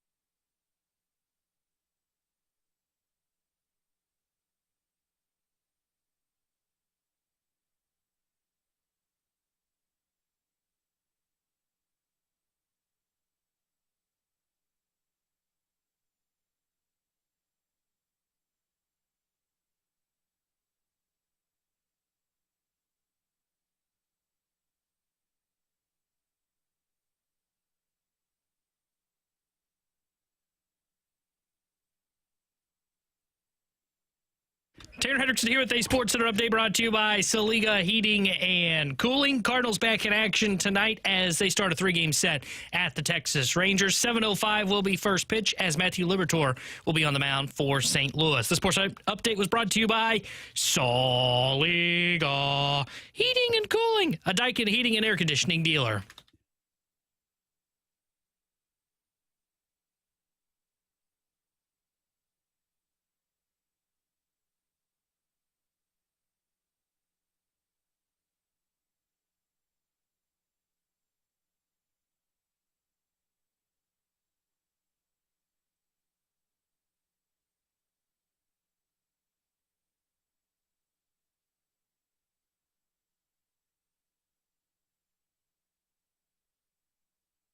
Three 314-399-9646 is the Air Comfort Service text line for One's Gotta Go. You guys give us a scenario. We will tell you which one's gotta go here on BK and Ferrario. All right, Alex, let's go with this.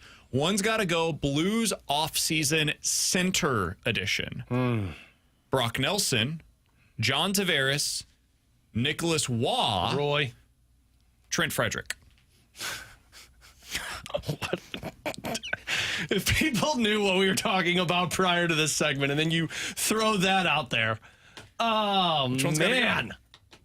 Why don't you lead us, PK? Yeah, why don't you start us off, Brandon? Frederick. You guys know where I stand. I think it's Frederick. I do think it's Frederick. It's not an indictment on the player. I think Trent Frederick would be a more than adequate signing this offseason. If they decide that's our third-line center, I'd be like, okay, I get it. History with Jim Montgomery, solid production. You're hoping on a bounce back from an injury-plagued season. Totally understand it. He comes back home. It makes all the sense in the world. It would also be the least inspiring of these moves. It doesn't mean it's a bad move. Last year, signing Radek Faksa wasn't particularly inspiring. Dude, you hated that move. But it was fine. There was nothing bad about it. WTF line, baby. I'm with you. That's my perspective on it. I think the first two offer you offensive upside and potential second-line center, and I've fallen in love with Nicholas Roy. I hope he's not here because you can't say his name. I know right. it's Waugh. I'm just doing it now to piss BK off. You said Frederick. I said Frederick as well. One's got to go. Fried pickles or mozzarella sticks? Mozzarella sticks. Agreed. Trash. Boy. Yeah, but see, here's the thing. You got to make sure you do the pickles right. Fried pickle spears, trash. Oh, I agree. Fried pickles like chips, way to go. I agree. With a good, ranch. Oh, yeah, buttermilk ranch. Oh, always buttermilk ranch. I've become a ranch snob. It's got to be buttermilk ranch. I don't know if anybody says that. I don't like the just home style ranch. I want the buttermilk. Unless you're a home style ranch company, and then I would oh god. Well, not with pickles, but just in general. Like if I'm eating wings, I'll go blue cheese over the ranch. No, God. No? Now I know who you are. I can't believe you fist bumped him earlier. Well, I fist bumped him on the pickles. I didn't fist bump him on that. I rescind my fist bump. If you go to your typical sports bar, what's your go-to appetizer that you would order? Wings. Yeah. Bone-in wings too, by the way. We're a pretzel family. Mine is too. Pretzel. I hate pretzels. Pretzel bites with Katie a loves good pretzel beer bites. cheese. I hate pretzels. I think it's a good starter, man. You go to any other place, it's carbs that you're starting with. You go to a Mexican restaurant, man, we're starting with some chips. If you go to another place, you like Italian, starting with some bread. Get the carbs. I'm in on that. Wings. That was a good take by me. Pickles. And you know it. Potato skins. Where else do you get meat as an appetizer? What? I'm serious. Toasted ravioli everywhere, man. Yeah, that's different. That's carbs mostly. It's the breading. Breaded Italian restaurant. I'm right on this. Timon agrees. But I'm not worried about my carbs when I'm at a restaurant. I was going to say, you of course are carb. Hold on, I got to pull out my carb calculator. No, he's just that's the. Oh yeah, he's got a carb. He's got a Weight Watchers calculator that he pulls out every meal that he goes to. One's got to go. Matthew Liberatore and Wilson Contreras. Wilson Contreras. From the 636. I think that's right. Yeah, I'd say Contreras as well.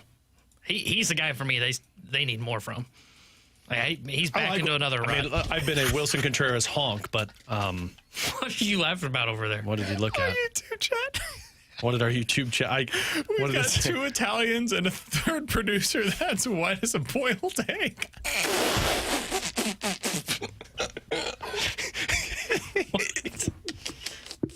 What did I miss over here? White as a boiled egg.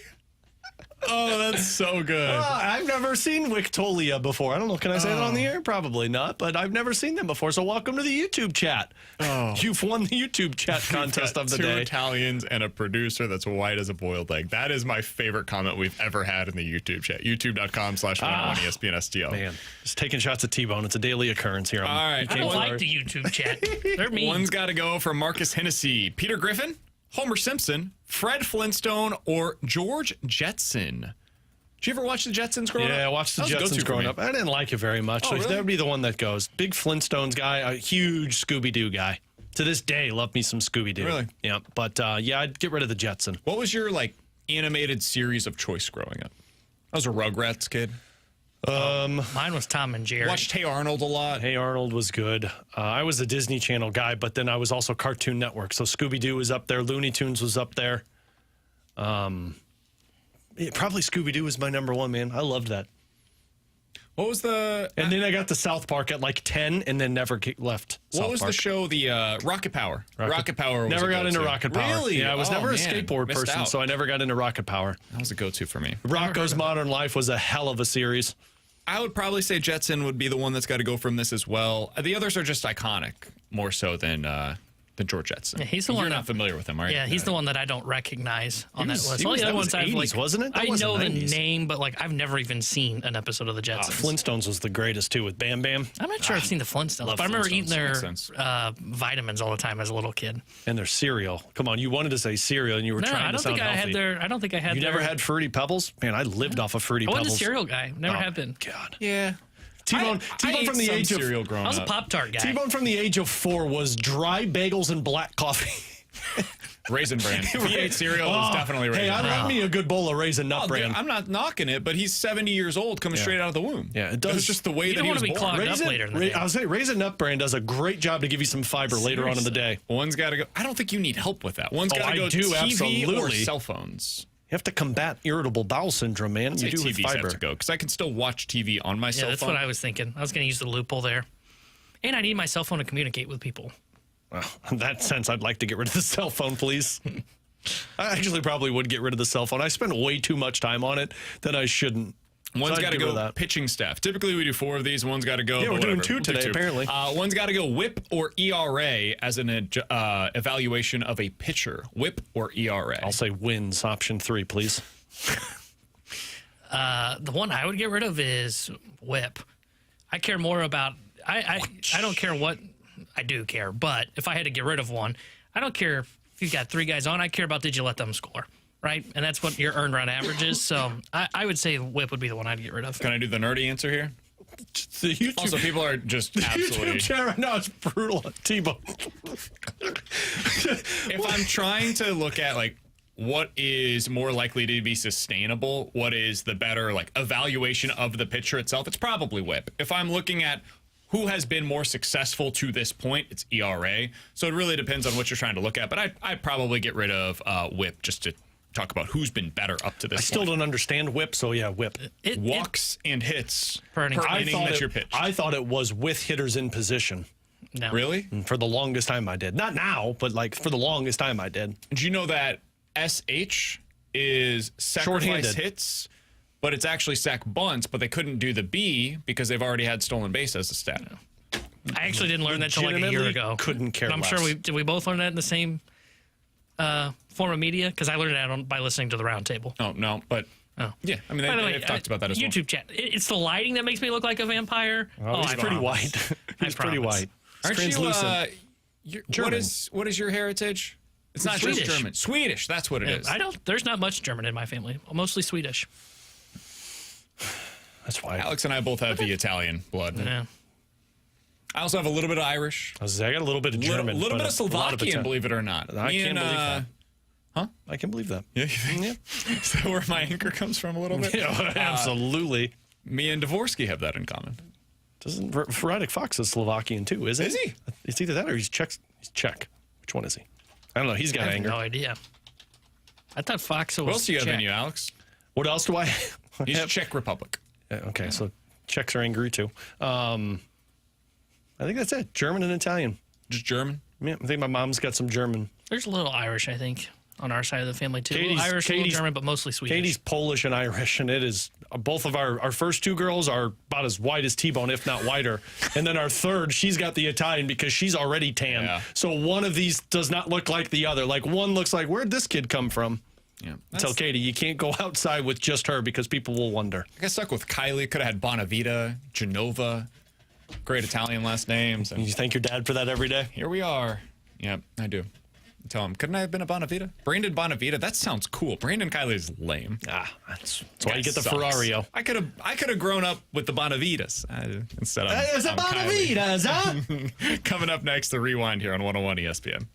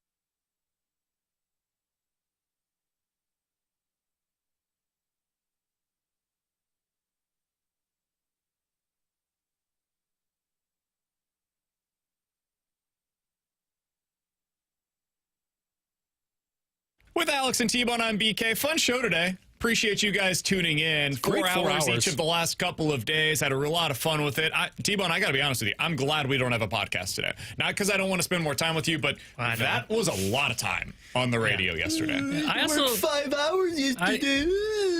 I learned. I was just like, dude, for 9 months, I work 13-hour days. For 9 months, I'm here from 9 a.m. to 11 p.m. I also learned from the YouTube chat today. Like your wife, we were asked to ask us anything what you do on the weekend. I said I'm just gonna sleep in. I determined I think I might sunbathe over the weekend. You know, I'm not gonna stand for this blasphemy. You can't just go straight into it like that. Oh, you little Jefferson's sunscreen, Barracks lay out says, on my. what else do you have in T-Bone? Not vitamin D. So, yeah, the text line and the YouTube chat has just become a T-Bone roast in the last 10 minutes. It was rolling there for a while. It was good, man. If you guys missed anything from today's show, check it out on the podcast page, 101ESPN.com. The free 101 ESPN app is where you go to find it. Over there, you will find our conversations with Stephen Ellis, who talked about Dalibor Dvorsky, why, in his opinion, he's eventually going to be a winger. We disagree with that, but he said he thinks winger is where he will land. He explained that today. Mike McKenna went off on Pete DeBoer, said he should be fired, and I'm not kidding, literally today.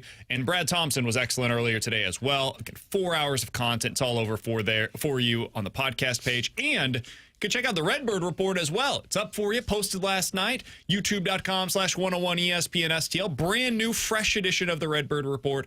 Almost an hour of exclusive Cardinals conversation over on youtube.com/101ESPN-STL. Yeah, I've heard it's awesome. We'll have a new Last Minute Blues podcast on Wednesday. I'm looking forward to that. Right before Game 1 of the Stanley Cup Final. You look at that timing. Cardinals' next 6 games are against teams that are below them. I think that the Cardinals are just flat out better. Texas and then KC. Cardinals on the road this weekend in Texas, coming off of an off day. Libby tonight, Gray tomorrow, Fetty on Sunday. Those are your top 3 starters right now. Alex, I think, and T-Bone said this, so I'll give him credit before the show. These are pass-fail tests. Win 4 of your next 6. That's it. That's all I ask. Just continue to rack up these series wins. And if that means 1 sweep, 1 win, 1 out of 3, cool. But 4 out of the next 6, I think, should be the bar to clear for the Cardinals. I agree with that. Now, I will state that if they don't win one of those series, I'm not going to act like the earth is falling and become Chicken Little. But I do believe that they are better than both of these teams, and you should be looking at continuing your streak of winning series. Yeah, I won't panic, and I won't say they're sellers because I still believe they're a playoff team. But to me, it is a little bit pass-fail. You should take care of these teams, right? And what to the credit of the Cardinals, when they run into, whether it be a team or a player like Aaron Nola who is going through it, they typically so far this year have kicked them while they're down. And I think they should continue to do that. I think in these next 6 games here, Texas, Kansas City, to me, they need to go 4-2 in that stretch. Yeah, this is a test for your offense. Pretty good pitching coming up again. It feels like the Cardinals can't get away from good pitching outside of Baltimore for the most part. But you've got 2 good pitching staffs and 2 offenses that are really struggling. I am curious. I wonder if we'll see Jack Caglione next week. That is something that I've got my eye on. When the Royals come to town, I wonder if they say, you know what, our offense is too bad. We've got to call up Jack. So it's possible the Cardinals will be like the first opportunity to see Jack Caglione next week. That is something that we will discuss next week as it gets here. Cardinals off yesterday, off again on Monday. Can't argue about any rest going into these 2 series. Should be in a really good position. For Alex Ferrario and Tanner Hendrickson, I'm Brandon Kiley. Hope you guys have a wonderful weekend. Thanks so much for sticking with us for 4 hours each of the past 2 days. We will talk to you guys on Monday at our usual time, 11 a.m. The Fast Lane's coming up next year on 101 ESPN.